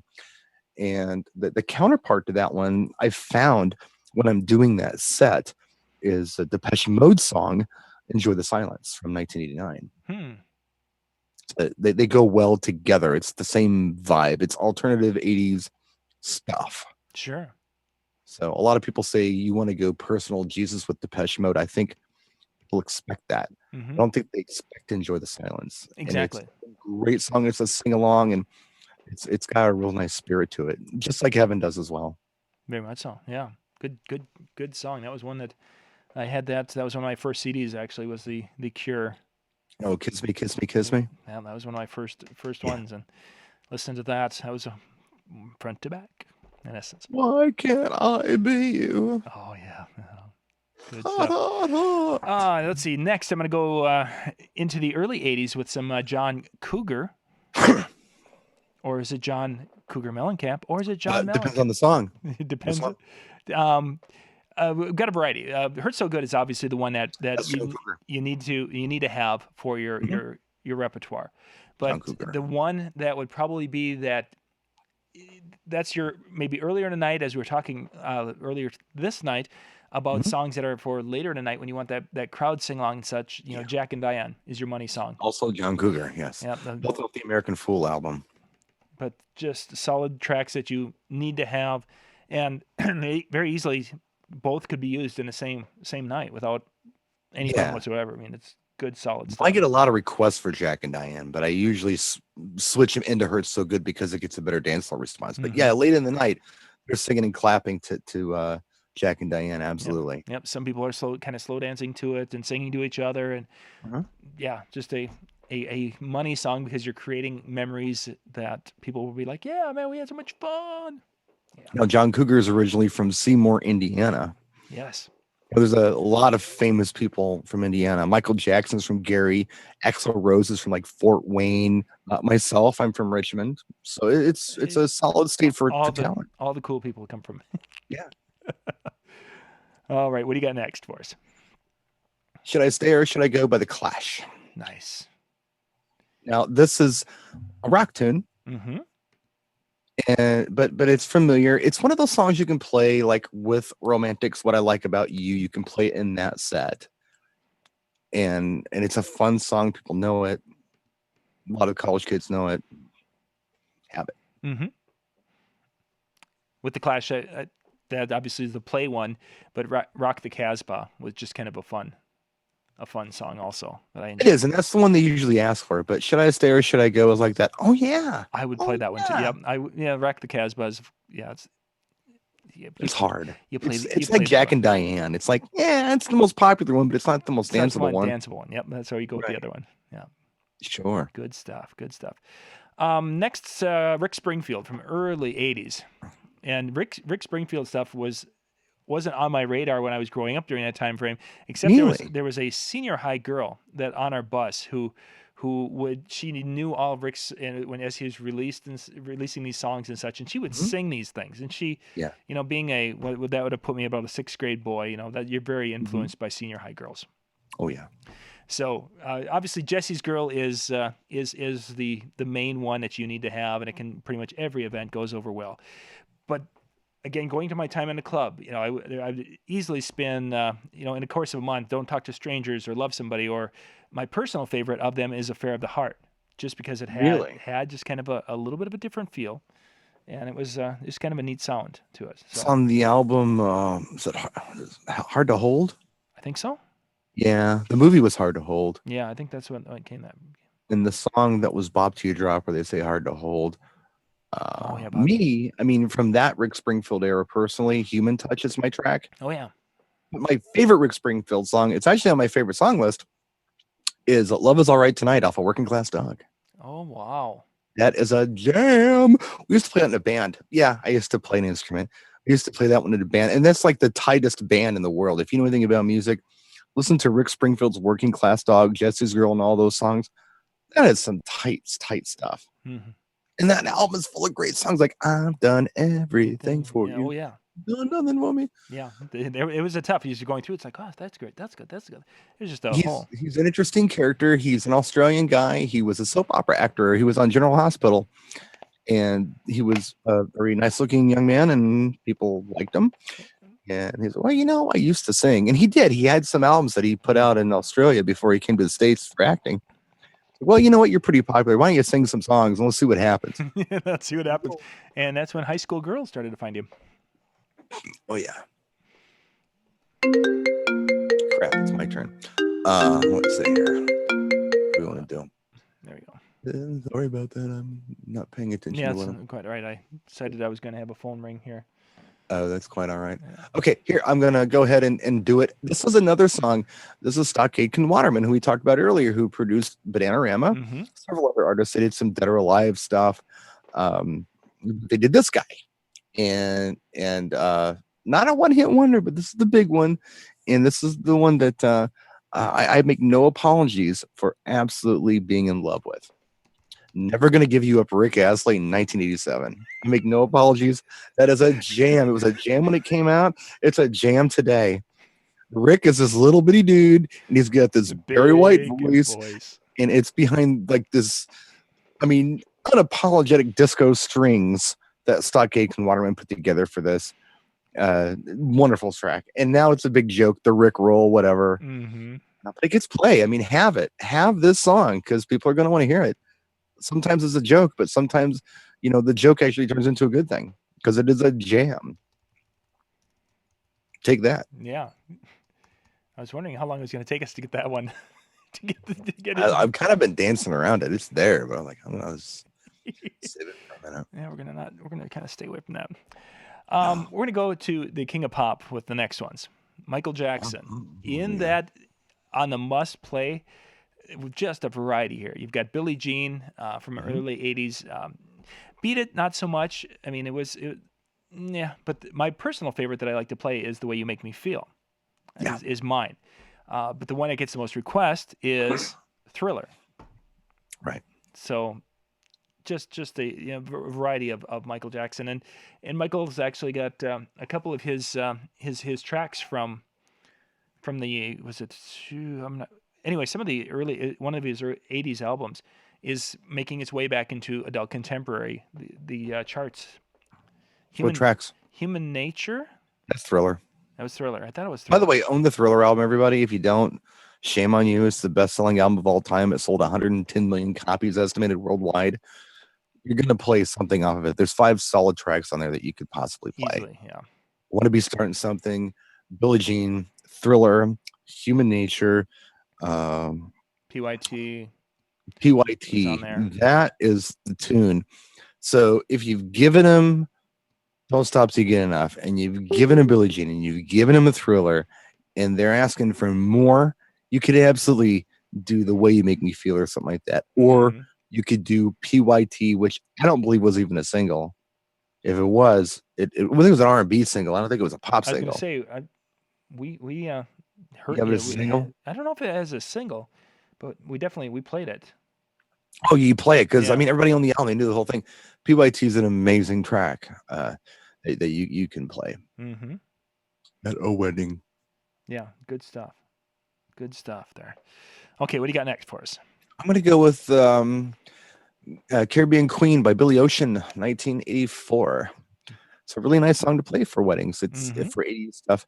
It's familiar. People know it. The original title of the song was African Queen, and the record company said, "Well, that's a little too black. So let's move her. Trying to sell albums to white people. You can't call an album African Queen." So he's like, "Well, why not? Toto did this song Africa." It's like, "Yeah, but they're white. It's okay." So he changed it to Caribbean Queen for the release So in the for the famous US. song. He had a lot of great tracks in the '80s. The Got in my dreams in my car. Yep, the Lover Boy was one. Oh yeah, that was a good one. That was one. That was probably my of the go to play was Mhm. Lover Boy. I enjoyed that one. Had kind of a Star Wars esque, kind of kind of desert planet video kind of thing going on. It's kind of neat. kind of that feel with that a little bit. Mhm. But yeah, Billy Ocean was definitely a talented with a lot of great stuff in the '80s. He was on like Jimmy Kimmel or something a couple weeks ago. Yeah, he's. I thought I saw that he was touring. Yeah, he's around. Yeah, he's still out there doing his thing. He's still got the beard and the hair, but it's all gray, kind of crazy. A little bit rounder face, and he still sounds the same. It's still Billy Ocean. Let's see. We're going to go to Kenny Loggins, who basically spent the '80s writing music for movies. Yeah, that's pretty much what he did. He did, and he was fabulous at it. Yeah. So there's a lot of different things out there, but the one that you've got to have in your repertoire is Footloose, and that would have been. Oh, Meet Me Halfway off the Over the Top soundtrack. I'm kidding, of course, I'm kidding. No, but that's a good song. He had. Yeah, but Over the Top isn't a good movie. No, but the song was. Meet Me Halfway is actually a good tune. But yeah. No, yeah, Footloose, have it, absolutely have it. Yeah, that's one of those must-haves. On my favorites list, just as a considerable mention, one of my favorite songs from the 80s is a Kenny Loggins song. And I'm not a Kenny Loggins fan, but this one is just amazing. From the Caddyshack soundtrack, I'm All Right. Oh, I love that song. Oh.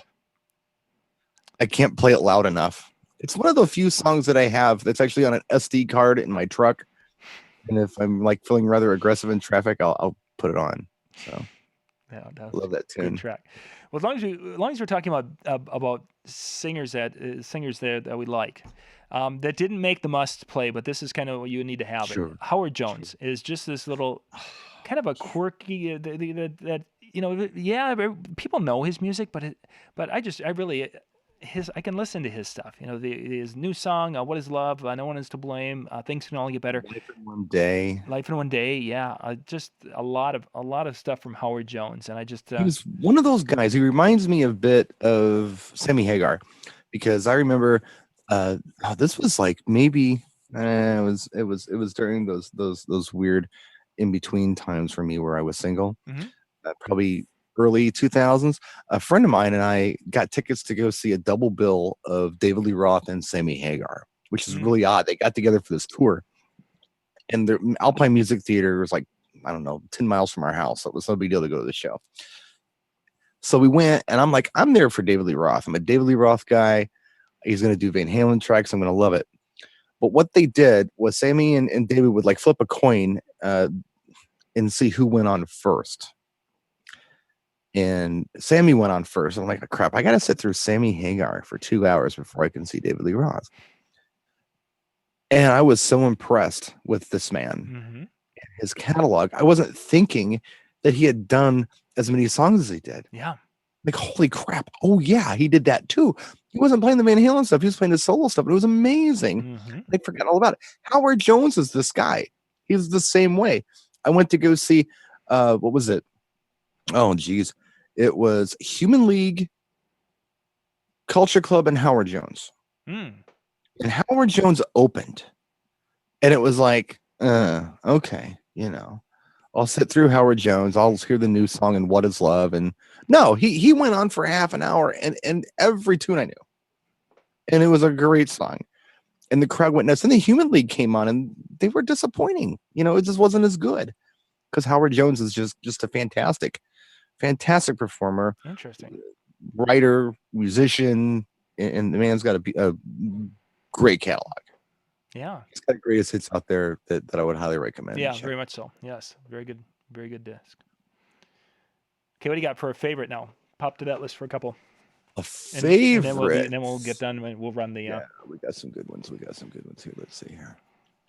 Let's go with this one. It's a super weirdo song. Oh no, let's not do that one. Let's do a different one. It's one you might know. One of those songs, when I heard it, it was like, oh my God, I've never heard anything like this. And that happens once in a while. Hasn't happened in a long time. But sometimes I hear stuff that's just like, wow, where did this come from? And that is the Pet Shop Boys West End Girls from 1986. Oh, yes. That song blew me away. And incidentally, that song came out when I was in my rocker phase. You know, I was going to Ozzy concerts and I was into Alice Cooper's Constrictor album and all that stuff. And then this song comes out and it's like, this is beautiful. This is like, you know, the peak of Western civilization right here. This is awesome. I just loved it. I loved it. It was so refined and gorgeous, and I love it. And to this day, it's my favorite Pet Shop Boys song. Yeah. In the original version of that song, I don't enjoy it at all. They did a remix of it for a wide release, the single in the US. The original version is it's very rough. And I believe they used a Fairlight Series 3 synthesizer on the version that they did for wide release. And they used it too as well. But that's getting super geeky. We'll talk that would be just a little bit, yeah. Okay, next favorite. Paul Davis from 1981 with a song called 65 Love Affair. Yes. Again, personal favorite, that it's just kind of a cool song that has a neat feel, and I just really like that song. Yeah. You gonna start talking about Robbie Dupree next? No, I'm not yet. Like Hot Rod Hearts and was it Steal Away? No, yeah, the same deal. Yeah, I like Robbie Dupree. I'm not hating. I'm just saying. Yeah, it's just no. Paul Davis. Paul Davis is an interesting dude. He, I think he's from like Alabama, like in the woods, and he died. I don't know, a while back. He died. He was a real sweet man. He had long hair, like down to his waist, and he had this long beard. He did not look like a pop musician. He did not look like a pop songwriter, but he wrote the most beautiful music, and he had the voice of an angel. But he did not look the part. If you've ever seen what this man looks like, he looked like a mountain man, because he was. And if you ask him, hey, why don't you move to Hollywood? Nah, I like to go fishing and, hang out in the cabin. That's what I like to do. But yeah, he wrote some beautiful songs, and that was one of them, 65 Love Affair. What do you got next for a favorite? It was the same guy who wrote, I believe he wrote I Go Crazy. Yes, yep. That was his other same his dude. two hits. He did a bunch of tunes. Yeah. Those are the two big ones. we're on personal favorites. Yeah, let's do a couple. Okay, speaking of Fairlight, now I mentioned this before. Now the reason I say this is very important uh, uh, for me because Fairlight was the first sampler. You know, you hear sampling all the time now. Fairlight was the first time that a company in Australia they created this 8-bit sampler. So they're really rough samples. Mm-hmm. And a friend of mine had one. I mean, like in the 90s, he got one. We had to fix it, but it was a lot of fun to play with. And the tune, one of the tunes that was all Fairlight, and there were a lot of Fairlight tunes. Prince used it, Janet Jackson used it, ZZ Top used it. But one of the first songs that was on my radar that was like Fairlight was Owner of a Lonely Heart by Yes. Oh, yeah. With all those horn stabs in it, that bump, bump, that was all Fairlight. That's the sound. I'm a sucker for those 8-bit horn stabs. And even the beginning of the song, that dun, dun, dun, dun, dun, that's not real guitar. That's Fairlight samples. That's 8-bit Fairlight samples, fuzz guitar. Interesting. But yeah, I love that tune. What's so cool about it is Yes was a progressive rock band in the 70s. And I mentioned Roundabout last week. We did their 70s show. I love the song Roundabout. But if you think about Roundabout, and then you think about Owner of a Lonely Heart, those songs could be 50 years apart. I mean, they're so different. What's so cool about it is, you know, most of the bands from like the 70s, by the time we came around to the 80s, it was either campy pop or it wasn't real innovative stuff. It was just kind of like, okay, well, here's a song, and we're gonna get by with name recognition on this one. A lot of bands did it. The Who did it. Yeah. The Stones did it. Everybody did it. No, Yes showed up and brought it with something that we'd never heard before. So they continued to be progressive even into the 80s, which I think is just very admirable and notable. That song is just absolutely amazing. Love the tune. Very cool. Cool. Sucker for the horn stab. Let's see. Let's do one more of the favorites each, and then we'll get back and then we'll run through the rest of our list. All right, let's do it. Let's see. I got my last favorite here is Patti Smythe when she was with Scandal, and the song is Warrior from 1984. Love that song. Now I play that at gigs sometimes. I can get away with that sometimes at gigs. It's a strong tune. Yeah, very, very strong. Oh, popped open a bunch of windows.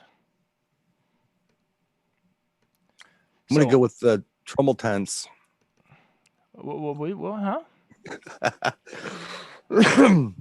The German name of the song is Trommeltanz. Okay. But it's actually, we don't call it that in the US. We call it Dindada by George Kranz. It's a German drum solo. It would be kind of in the electro category of music. If you don't know it, look it up.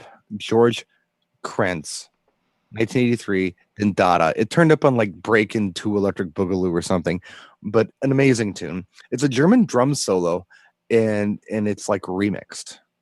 And then when you hear it, you'll go, oh, that song. It's a real oddball, but I absolutely love it. And if I mention that I like it to anyone who I know who's German, they like get mad at me. Oh my! Okay. It's not cool, you know. Oh, it isn't cool there. It's not cool, yeah.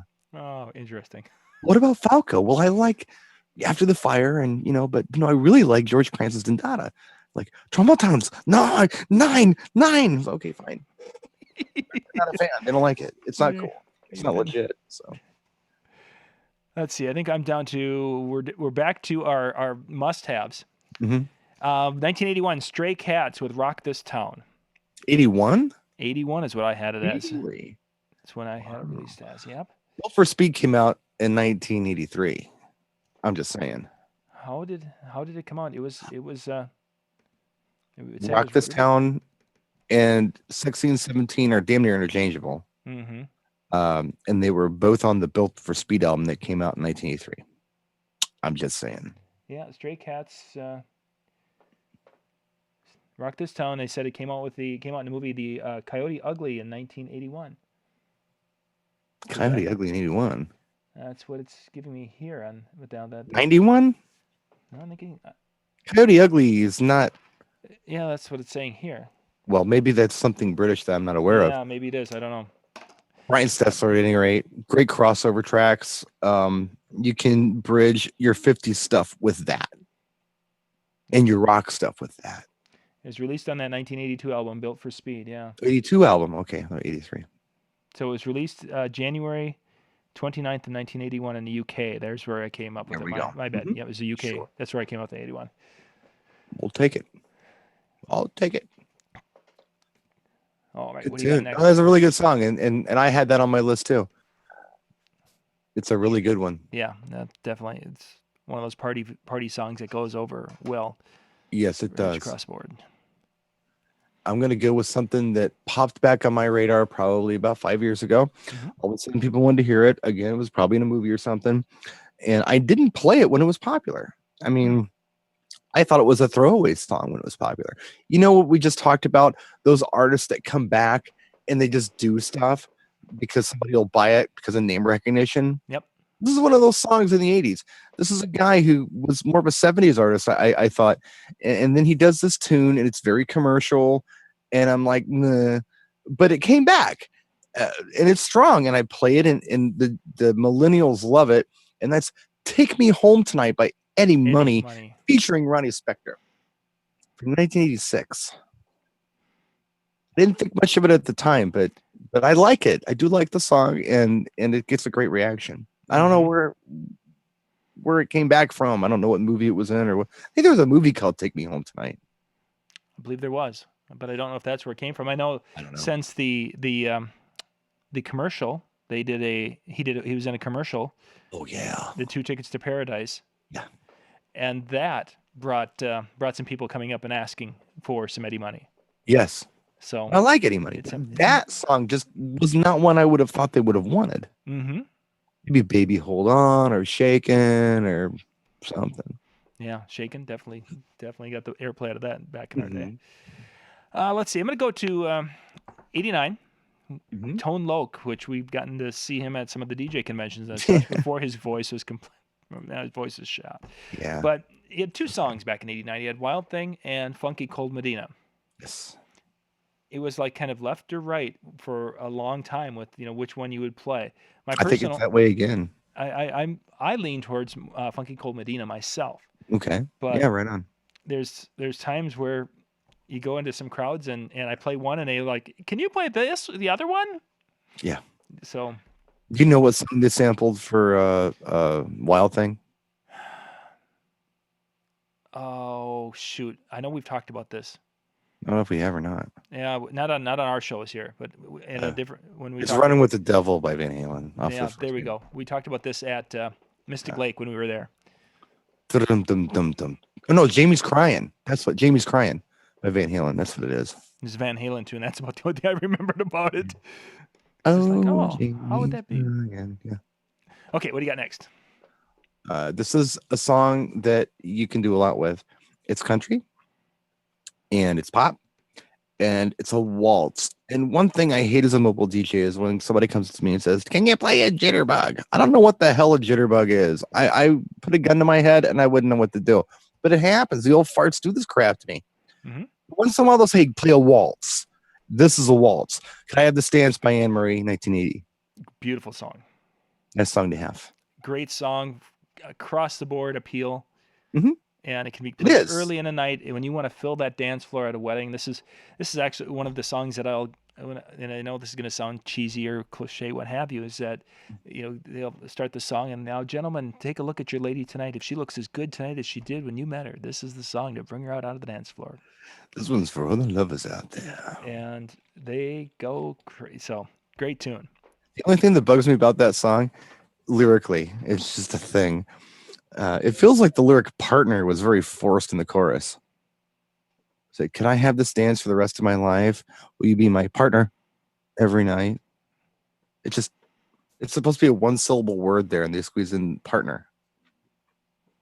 It just never. It always made me a little uncomfortable every time I hear it. Oh, now you realize you've just ruined a song for me. Thank you.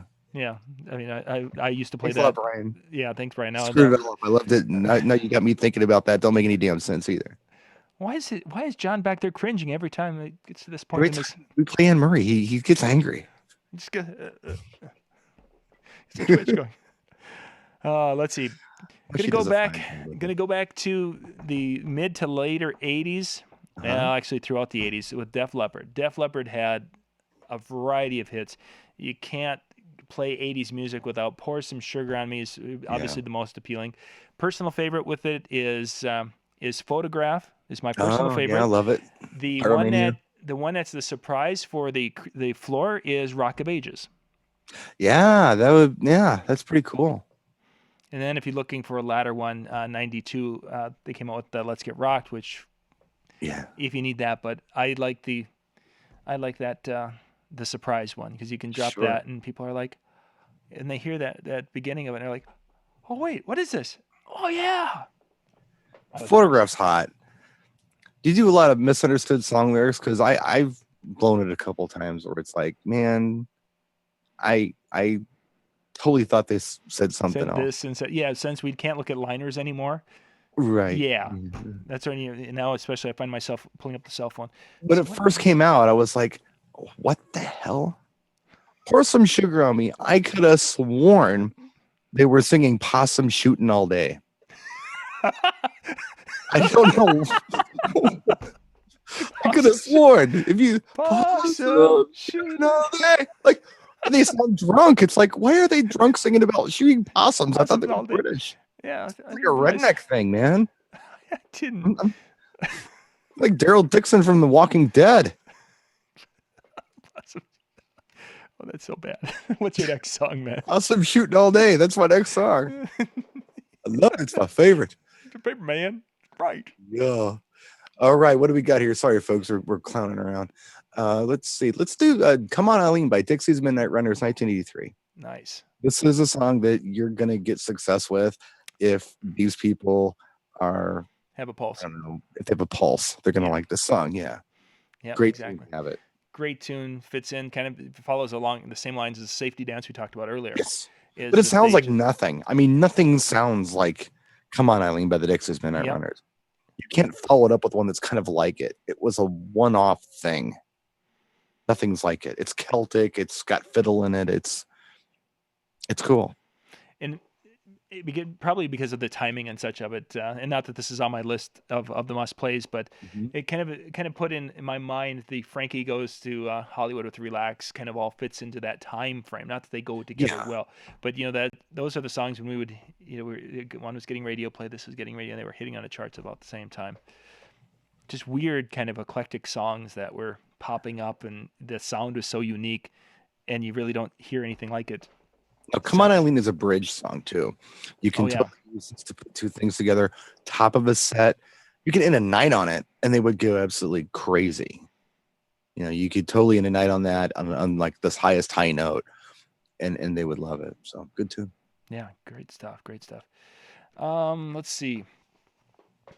I'm going to go to Kool and the Gang. Celebration, which is a staple for DJs to kick off wedding dances across the world, probably. Yeah. 1980, you've got to have it in your arsenal because it can work very well. I mean, the two songs I've heard the most from DJs who are, what do you open your dance floor with when you're talking a little bit older music is Brick House and Celebration. Yeah. Yeah. Celebration was a dance floor opener for me for a long time. Yeah. And then it went away. I thought, well, it's kind of cliche, but now it's like, I've been doing this for 1,000 years. So every 50 years or so, we can switch it up again. I'm back on Celebration. I'm doing it again. And it's going over well too. It's I very felt a well. lull as you're expressing there, but goodness gracious, last summer it was a hot song again. But I'm doing a twofer on that. I'm doing Celebration mixed into, and it mixes fine at the very end. We Are Family by Sister Sledge, Very nice. which is the 79. Mm-hmm. Same time frame, yeah. But nice mix. Those work well together. Yeah. Cool. Let's see, what can I give you here? Let's do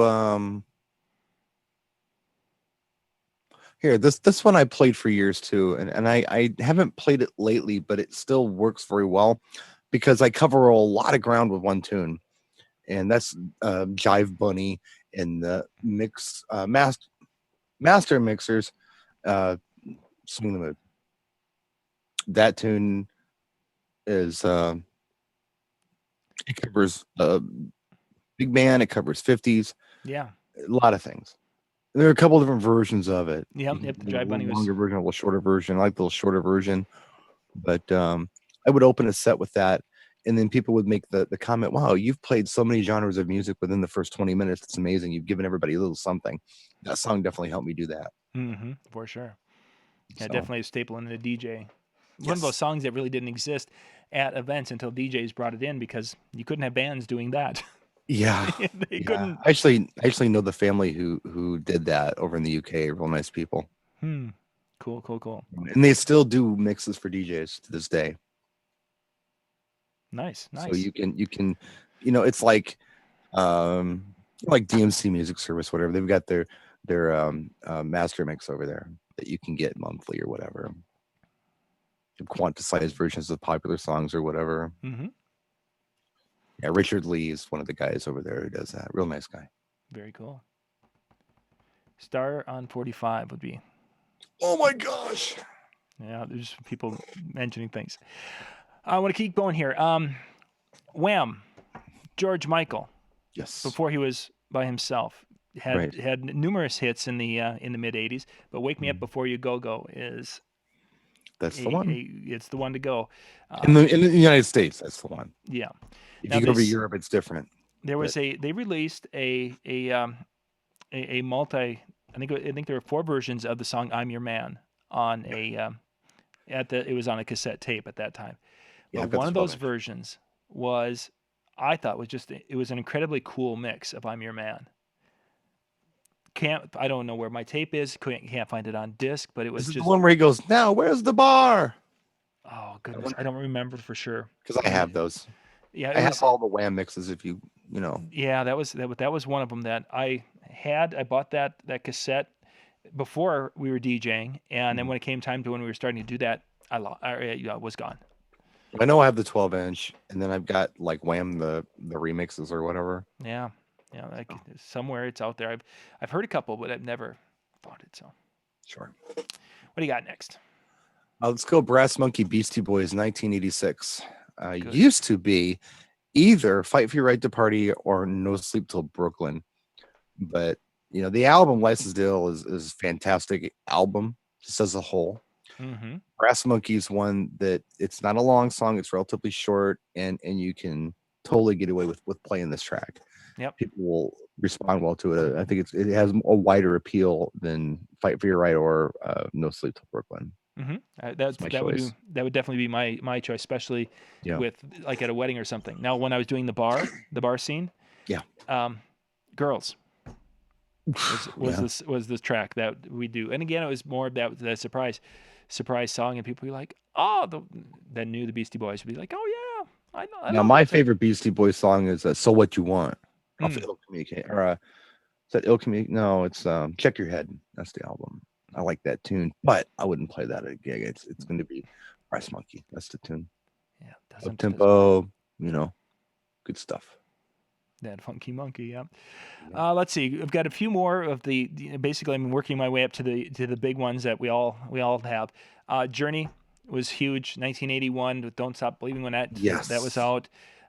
Slow song. You've got "Faithfully" from '83. You've got "Open Arms" that had a lot of in my world. It was very, very popular in the late '80s. At Mhm. virtually every event we did, "Open Arms" is being requested. The song that was my surprise one actually takes us back into the '70s with "Love and Touch and Squeezing." Yes. That would be that kind of later in the evening song when I wanted to surprise in the bar. That was one of my, I would call it a signature tune that Mhm. you were most likely going to hear on. If I was playing a Saturday night in the bar, you were going to hear that song because I would set that up, and it was basically to get a bunch of drunk people out there groping each other on the dance floor. That was the song I used for it. Don't Stop Believing came back when The Sopranos did their farewell or final episode. That was the last song that they played. That was like the montage at the end of the last episode of Sopranos. Mm-hmm. Maybe he got killed, maybe he didn't. We don't know. But that's when the song "Huge" was just everywhere. So I can't do a gig without playing "Don't Stop Believing," and it wasn't even on my radar until that happened. But if we're going to talk ballads, if we're going to talk power ballads, Oh yeah. um, here's one that I have in my arsenal. That if they want that or if they're into that kind of stuff, this is I can't beat it. This is my power ballad. It's REO Speedwagon's "Keep on Loving You" from 1981. Yep, definitely one of them. I can't find a better one. That's the gem. Mm-hmm. It's a pretty song. It really is a pretty song. Yeah, definitely. So, Great track. They've got quite a few songs, but really there wasn't, when you get into dancing, not too much that works from REO. no. No. Joan Jett, 1981. I Love Rock and Roll. Now Yeah. that's the go-to. Now the one that I like, and she had I Hate Myself for Loving You, which is a good track, and that's been my secondary. But when I want to surprise people, 1990 she came out with is it the Hit List? Was it with Bad Reputation on it? The song I'm looking that we did is that she had a remake of Dirty Deeds, Done Dirt Cheap. I vaguely remember that. And that one is it's a little more of a kick butt, a little bit more. It's very similar actually in style and such to some of the more upbeat music. But Dirty Deeds Done Dirt Cheap, and I think it was on the hit list. Yeah. From 1990. But that is the one that you'd play that one, and they're hearing this beat come out, and it's very, very reminiscent to Moni Moni's beat. Okay. Yeah. So it kind of ties together, I and then vaguely people remember it. But yeah. when people would hear that, especially in the bar, they'd be like, yeah, and then they know, of course, the lyrics to Dirty Deeds, because AC/DC was so popular and such. So that was Joan Jett. The next one I'm going to talk about is a song that this guy's like a rocker, and this song came out of nowhere, and this is a song that it's been popular since I've been doing mobiles, and there's always a somebody out there. Sometimes it's cute. Some man, older man or something, will come up and request a song for his wife. It's Lady in Red, Christopher Bro, because oh, my wife has red on. Can you play Lady in Red for her? It's adorable. Of course I can play Lady in Red for her. Mm-hmm. And any woman who has anything red on figures the song's for her. Yep. And the guy looks like a hero. So it's a great song to have in your arsenal. It's from 1986. Yeah, yeah, it's a little bit later in the 80s. Yeah. Great tune. He was the same guy who did "Don't Pay the Ferryman," from like 82 or 83. Yeah. Oh gosh. Rocky, Meatloaf-ish kind of song. Mm-hmm. And then he does this beautiful ballad. So yeah, it's one you must have, folks. Well, I've talked about, referred to both of these with AC/DC and the next two, so we're going to go there. AC/DC, You Shook Me All Night Long, came out in 1980. Also, it was on the Back in Black album. Yes. If I could have my way, my go-to AC/DC would be Back in Black. The way that starts out in the guitar and such. Yeah, there's a guitar riff, but it's just, I think it's probably the You Shook Me All Night Long is kind of overplayed, especially in our market. Everybody, it's like overplayed. But Back in Black, just had a little more appeal to me. Yes. So, but must play. I'm gonna go 1986 once again with "It's Tricky" by Run DMC. Oh yeah, gosh, I didn't have that one on my list. How did I miss that one? Gotta do that. I play that one. Yeah, I play that one schools and everywhere. It's the top of a set song too. Yeah. And what I found is push it mix. You can mix push it out of it really well.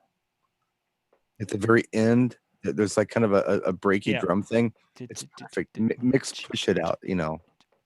That would they would go really well. It works really well, and it works. Decade wise, it works crowd wise, and they're both hip hop. They're both around 128 BPM. It's a cool one to do. Yeah, very cool. Okay, the last one. Well, I've got a couple of ballads, but the last upbeat one that I've got on my must-have is the 1987 version of a 1981 release, and we talked about this one a little bit earlier. Yes. Yeah, we did. The 81 was the studio version of Moni Moni, which flopped. And it became a hit in 1987 when it was released as a live version. Yes. Billy Idol, and the video of that. If you're getting the videos of it, it must be a little bit of an extended. I think they added they repeated a verse in the one that Promo Only has on their disc, because I'm video DJ, so that's the one I use, and it is longer than the album version. But great song. goes across the board. The biggest thing with that is you've got to be careful if you, and I can't imagine any of you have not played Moni Moni and had somebody stand on the floor and Yeah, shout their profanities to it. of course. It doesn't happen as much as it used to, thankfully, but it's still a hot song that can go over pretty much everywhere. But school it doesn't go. I don't do schools because I'm not going to be the one that plays it and Yeah, has the kids. yeah. Yeah, no. Their poor delicate little ears. They never heard those words before. Yeah, and that's when where the advisor comes up and says, "Hey, can you play Hey, some Moni wait a Moni? minute. Yeah, Can you play some Moni Moni for my? I love that song." Yeah, sure. yeah, sure. So I've yeah, got these are all Captain Obvious tunes, man. I'm looking at this list. This is like no fun, but these are tracks you're yeah. supposed to Let's just rattle off a few of those. Let's get some of those out of the way, and then we'll just hit get a them out of the couple. way. Yeah, let's get, Okay. and then we'll go to some personal favorites, and we'll wrap Love up. Shack. B52 is Love Shack 1989. Mm-hmm. This was the song that I missed. Usually I can hear a single and I can say it's going to hit or it's not going to hit. Somebody bought this. I was working for a multi-op, and every week they were allowed to go out and buy 2 new singles for all of the mobile systems. And one of the girls, Kristen Hauser, she's still a friend of mine, she bought this. And I'm like, why did you waste money on this piece of shit? No one's going to want to hear it. I mean, seriously, you could ask her. I'm like, I like reamed her out. I mean, you could have bought Technotronic this week. You could have bought Young MC this week. All these things, and you bought this piece of shit. No one's going to ever want to hear this. And here we are. I know you like Rock Lobster, but this is stupid and a waste of money. You bought 15 copies of this. No one's gonna ever want to hear it. So I blew it on that one. Here, almost 30 years later, and yes, yeah. Technotronic still exists, and yes, Young MC still exists. But sure, yeah. Love Shack. You could have bought Buffalo Stands. Come on, but no, it's there you go. Let's see here. Rick James Super Freak 1981. Must have. Yep. Paradise City, Guns N' Roses. That's my go-to Guns N' Roses song for mobile DJs, and they want to hear it. And it's kind of it's definitely arena rock. It's not a super danceable song, but people who love it will dance to it and they'll do the whole thing. And the guitar gets really muddy at the end, but just bear with it. There's nothing you can do to your PA system to make it sound better. It just sounds like ass. It does. Let's see. We mentioned Living on a Prayer, Bon Jovi. Mm-hmm. Here's one we didn't mention. It was actually not really made popular until I think 90 or 91. For some weird reason it charted, but it was actually recorded in 1982. And that's Electric Boogie by Marcia Griffiths. Mm-hmm. The line dance song. You must have it. People still want to hear this damn song. So you have to play it. There's really no way around it. Let's see. I've Had the Time of My Life, Phil Medley and Jennifer Warnes, 1987. This is from the movie Dirty Dancing. Mm-hmm. And Black Eyed Peas recently did Time of My Life, Dirty Bit. That's fine too. Yeah. But the original is very popular. People like to do it for Last Song of the Night sometimes as well. Yeah. Mm-hmm. Alabama Mountain Music, 1982, country song that people like. It's a country song you can play. Everyone's familiar with it. It's fun. It's good. All Night Long, Lionel Richie, 1983. This song popped back up about 10 years ago. It's usually a crowd that's a little older than me that wants to hear it, but they jam. Mm-hmm. They jam to that tune. We'll do one more Captain Obvious song. Let's see here. Like a Prayer, Madonna, 1989. Yep. And it's not my favorite Madonna song. I liked it. Yeah, I liked her earlier Like a Virgin album. The first album was great. Like a Virgin was great. Yeah. And I even really like Justify My Love is like a wonderful song. But nothing on Like a Prayer resonated with me too much. Yeah. Express Yourself was okay, but yeah. Yeah, I definitely follow you there. Now, there's a Shep Pettibone remix off the Immaculate Collection. I believe it's from 90. You can totally get away with that version of that song. For Like a Prayer. You can play it a little longer. It's the version I play. But yeah, people still ask for it. I mean, specifically ask for that song. Of all, it's usually women anywhere from mid-20s to 50. Mm-hmm. And it's a big deal. I mean, nothing's going to substitute. They have to hear that one. You can't say, well, can I play Holiday instead? No, you got to have Like a Prayer. It is what it is. It is what it is, yeah. Yeah. And one more. I do this one for my End of the Night song a lot. because if I don't play it during the night, I can play this tune and like, oh my god! And I cut out the intro. You talked about that last week, where sometimes you want to get rid of that intro. Mm-hmm. I've left it in. I've cut it out. I get a better reaction when I cut it out, and that's Raw Bass and DJ Easy Rock with "It Takes Two" Sure. from 1988. 88. Yep. Good tune. That was one when we got that one on CD, going from tape to CD. We were so excited. Yeah, we like that one. But you got anything? You mentioned Jennifer Warnes from the Dirty Dancing. Mhm. One of them, Jennifer Warnes, also in 1982, I believe she and Joe Cocker did "Up Where We Belong," which was Yes. Officer and a Gentleman, I believe. Richard Gere, yeah. And that particular one, if you guys are out there, that's a great ballad. There's a great crowd response from that. But if you're doing video, there's actually a video version where they must have done it, I think, probably within the last 10 years, maybe. It's a fairly new video. I mean, I think I've seen that. Yeah. where, they're both older, and yet Joe's gone. We lost Joe last year. Yeah, yep.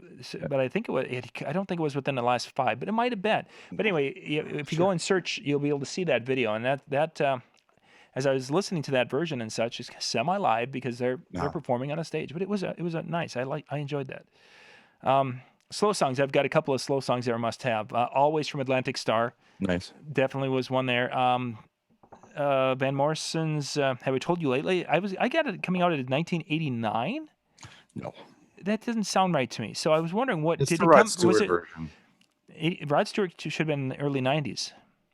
So Well, the Van Morrison version is the late 60s, early 70s. would it have been re-released on a different album in '89? That could have been re-released. That's what I'm wondering, if it didn't come out on a thing. But it. No, that's an old song. But the Rod Stewart one is the one that yeah, that's the one I play. I play that one. Yeah, that's Berlin came out again, another movie one. I Take My Breath Away. Top Gun was huge.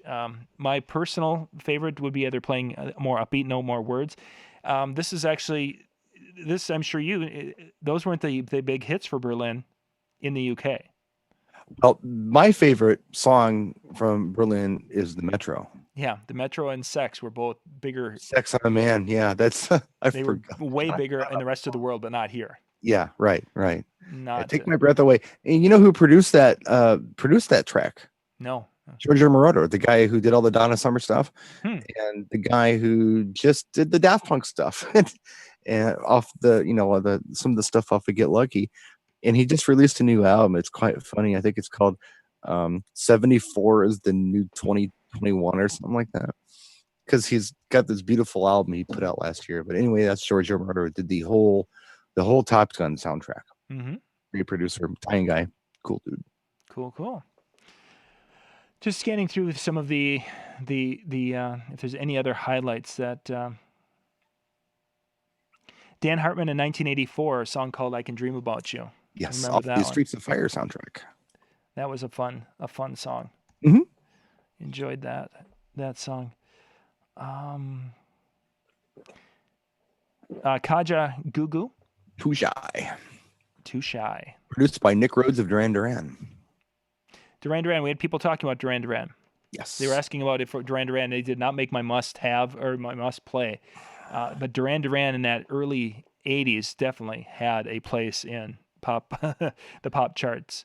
Well, Duran Duran's a weird one because they don't really do dance music. I mean, and I love them. And yeah, if they really want to hear Hungry Like the Wolf, I'm going to play it. If they really want to hear Rio, I'm going to play it.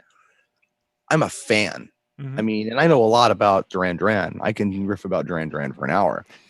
I have back here, the records. There are a lot of Duran Duran 12-inch singles back here. I mean, a healthy amount of them. And I handpicked them. I've been seeking them out for years. There are tracks on back there that I couldn't find on CD. My favorite Duran Duran song is There Something I Should Know? Oh, yeah. Good tune. That's my favorite one. If I had to pick just one favorite, but I actually love the entire catalog. Yeah, they a lot of good tunes there. The first two albums specifically, I like a lot. Lonely in Your Nightmare, The Chauffeur, Girls on Film. But then I also like the Notorious stuff with Skin Trade and Big Thing with Too Late Marlene. And then I like here's a weird one. the 80s was when they started remixing songs. We kind of had that drum machine. It was constant. So you can go into the studio and you could do an extended remix of a song. But there was a moment in time up until about 83, 84, where you would go into the studio. You'd be in the studio and they'd say, okay, play Hungry Like the Wolf. We're going to do this song in 3 minutes and 20 seconds. And they play it. And then they say, okay, that's a wrap. Now do that for 5 minutes. And they called that the night version. It was a completely different recording of the song. So like if you have the 45 of Hungry Like the Wolf, the flip side was the night version and it was extended. And it's a different recording. So there's stuff in that song that you don't hear in the single. So they had this whole thing called night versions for a long time. And there's a night version of a song called My Own Way that I absolutely love. It's a disco. It's disco. It's really good. It's one of my favorite Duran Duran songs as well. I have it on 12-inch back here. It's very hard to find on CD, although it did recently come out on CD. Like a 3-disc set, it came out. The version of Is There Something I Should Know That I really like, I still can't find. It's a little different. It's on the music video on Vimeo. After the B section, there's like 8 bars that I can't find anywhere else except on that video. But no, big fan. Love Duran Duran. It's just really hard to dance to. Yeah, that it is. Kaja Gugu is probably easier to dance to. And that just kind of had that kind of a moving along beat, but And that's the same guy who did, I forget his name. It's somebody in the chat will probably say his name. Same guy who did Never Ending Story. That was him. The same guy in Kaja Gugu. Same dude. I can't remember his name. Yeah. Because I don't care. I just like Too Shy. It's the only song I like. Great White is one that this was one I was debating about having on my must play or because it Once Bitten Twice Shy is such a staple getting into when you get into that rock and roll set. Yes. Great tune, goes over well. So that one was when I was kind of waffling. Do I leave it there? Do I use it? So good. Yeah. Yeah, I've kind of gone through my big hitters here. I mean, there are a few here and there that I didn't touch on that I think are probably worthwhile. Madonna's Holiday, 1983. And I say the 1983 because that's the version you play. Yep. The 1983 version of Holiday off the album Madonna, self-titled album. The version off of Immaculate Collection sounds like Madonna goes Broadway. Yeah. I didn't care for that version. I don't enjoy that. It's just it sounds like it should be like in the play Cats or something. The intro, you can see people peeking around the corner. No, don't dig it. The original version of Holiday, it's honest, it's raw. It's Jelly Bean Benitez being a rock star. Good stuff. Yeah, same album. It's long. Just play the whole damn thing. It's good. Good stuff. And same album had Lucky Star, which was another very popular track. It had Lucky Star and had a Borderline on it. Yeah, Burning Up on it. Really good album. Forgot about that. Yeah, good. That was a very good album. We didn't talk any Crew. Motley Crue. No, not on my radar for weddings, really. Yeah, and not so much the at that time certainly wasn't. Since that time, Kickstart My Heart has been requested. Girls, Girls, Girls, and again at weddings. Dr. Feelgood, they've all had airplay at different time. But of all Motley Crue, probably Home Sweet Home has been the slow song, has been requested the most. Sure. I mean, I used to have people asking for Smoking in the Boys' Room. Yeah. I mean, personally, Motley Crue, looks to kill. That's my jam. I'll shout at the devil. That's just who I am.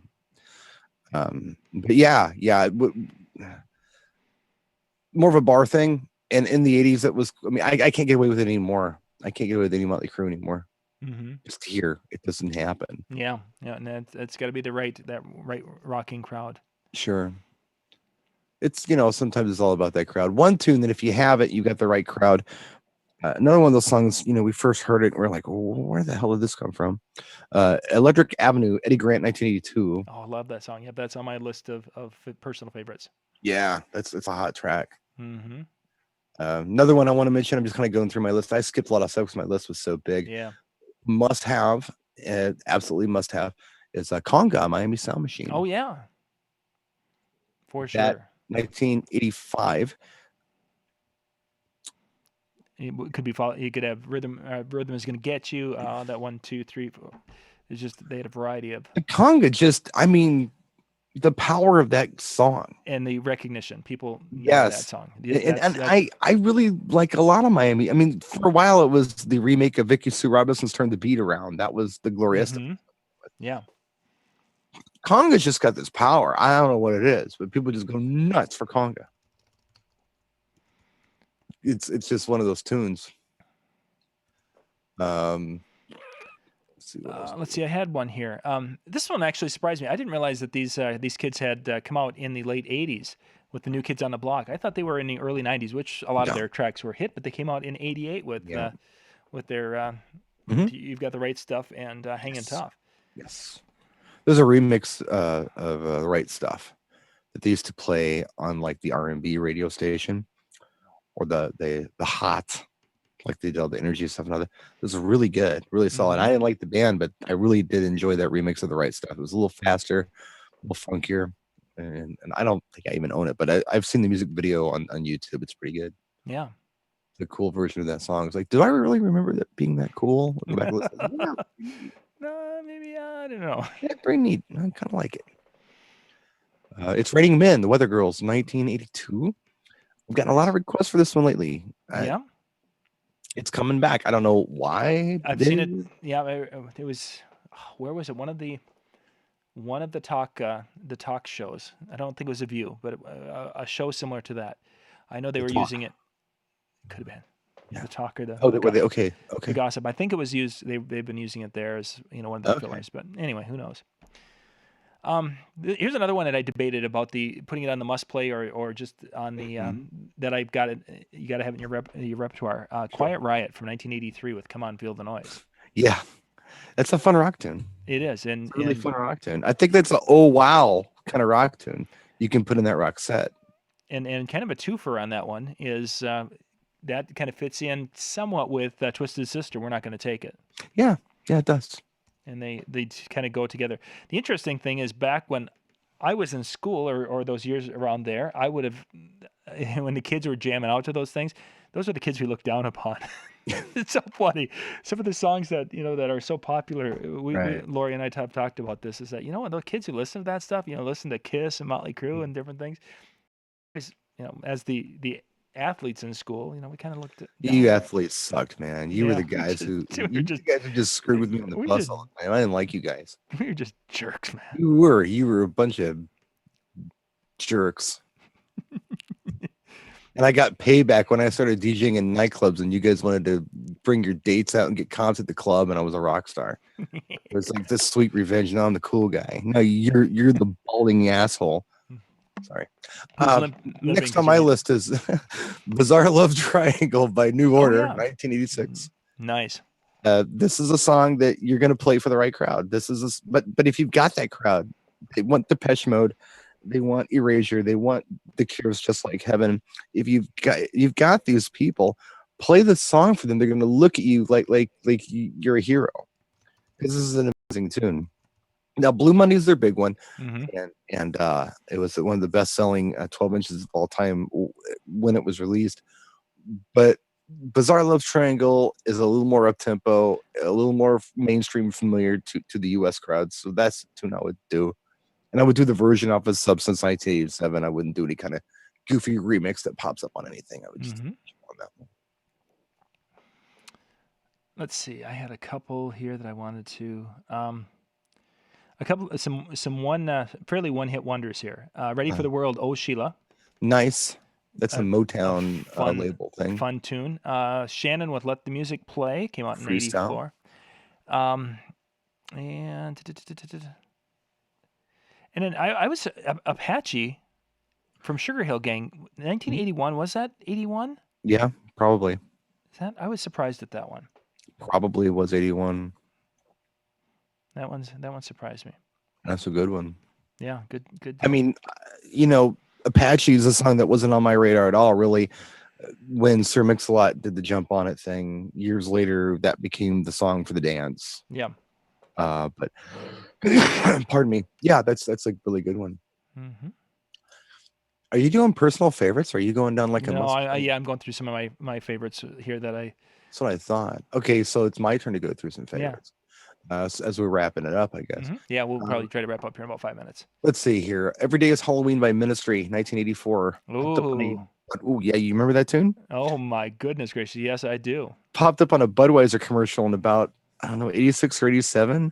Club classic. You can still get away with playing it at Halloween, but I just love the tune. I love Ministry. Ministry is an interesting band. They started out as like new wave synth pop, and by the time we got to like 92 or 93, they were like thrash metal. So they like, you know, it was like de-evolution. Mm-hmm. Interesting. But Al Jorgensen, he was the guy who kind of was Trent Reznor from Nine Inch Nails' mentor from Chicago. Let's see what else we have on the list. Beatbox by Art of Noise, 1983. I put that Yep. on my Facebook today. I saw that. Yep. That's All Fairlight. That's the sampler we were talking about. That's All Mhm. Fairlight. Good tune. And then there's a twofer here. This is Mr. Kevin Sanderson, Inner City, Big Fun, and Good Life. Both tunes are interchangeable. They're both very good. And these are my two favorite songs in no particular order. And Oh, we talked we- about this personally a while back. And the first song is by the person that I named my daughter after. So that's how much I like the song. This is a Stevie Nicks "Stand Back." Yep, that was one It's of a mine. very I unique wanted. Stevie Nicks song, and I couldn't figure out why I liked it. I couldn't figure it out for a long, long time. And then I started reading some liner notes, like I do. Come to find out, this is Little Red Corvette Part 2.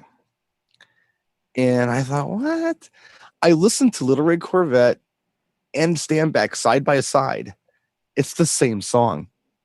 It's the same keys, everything. Like you can beat mix them together, they're the same. Prince ended up putting his name on it and producing it. Stevie Nicks is responsible for the lyrics on that one. Interesting. And the other one is Sheila E's The Glamorous Life from 1984, produced by Jamie Starr and the Star Company, aka Prince. So 2 Prince songs in my top right there. I just love those tunes. Is there anything else on this list that I should mention before we stick a fork in it? No, probably not. I hit the good ones. Slade, I had Run Away from Slade. Oh yeah. That was one that when we found that, and we were one of the first ones playing that around the area here, and that was just that was a wow song. That was definitely a oh my gosh.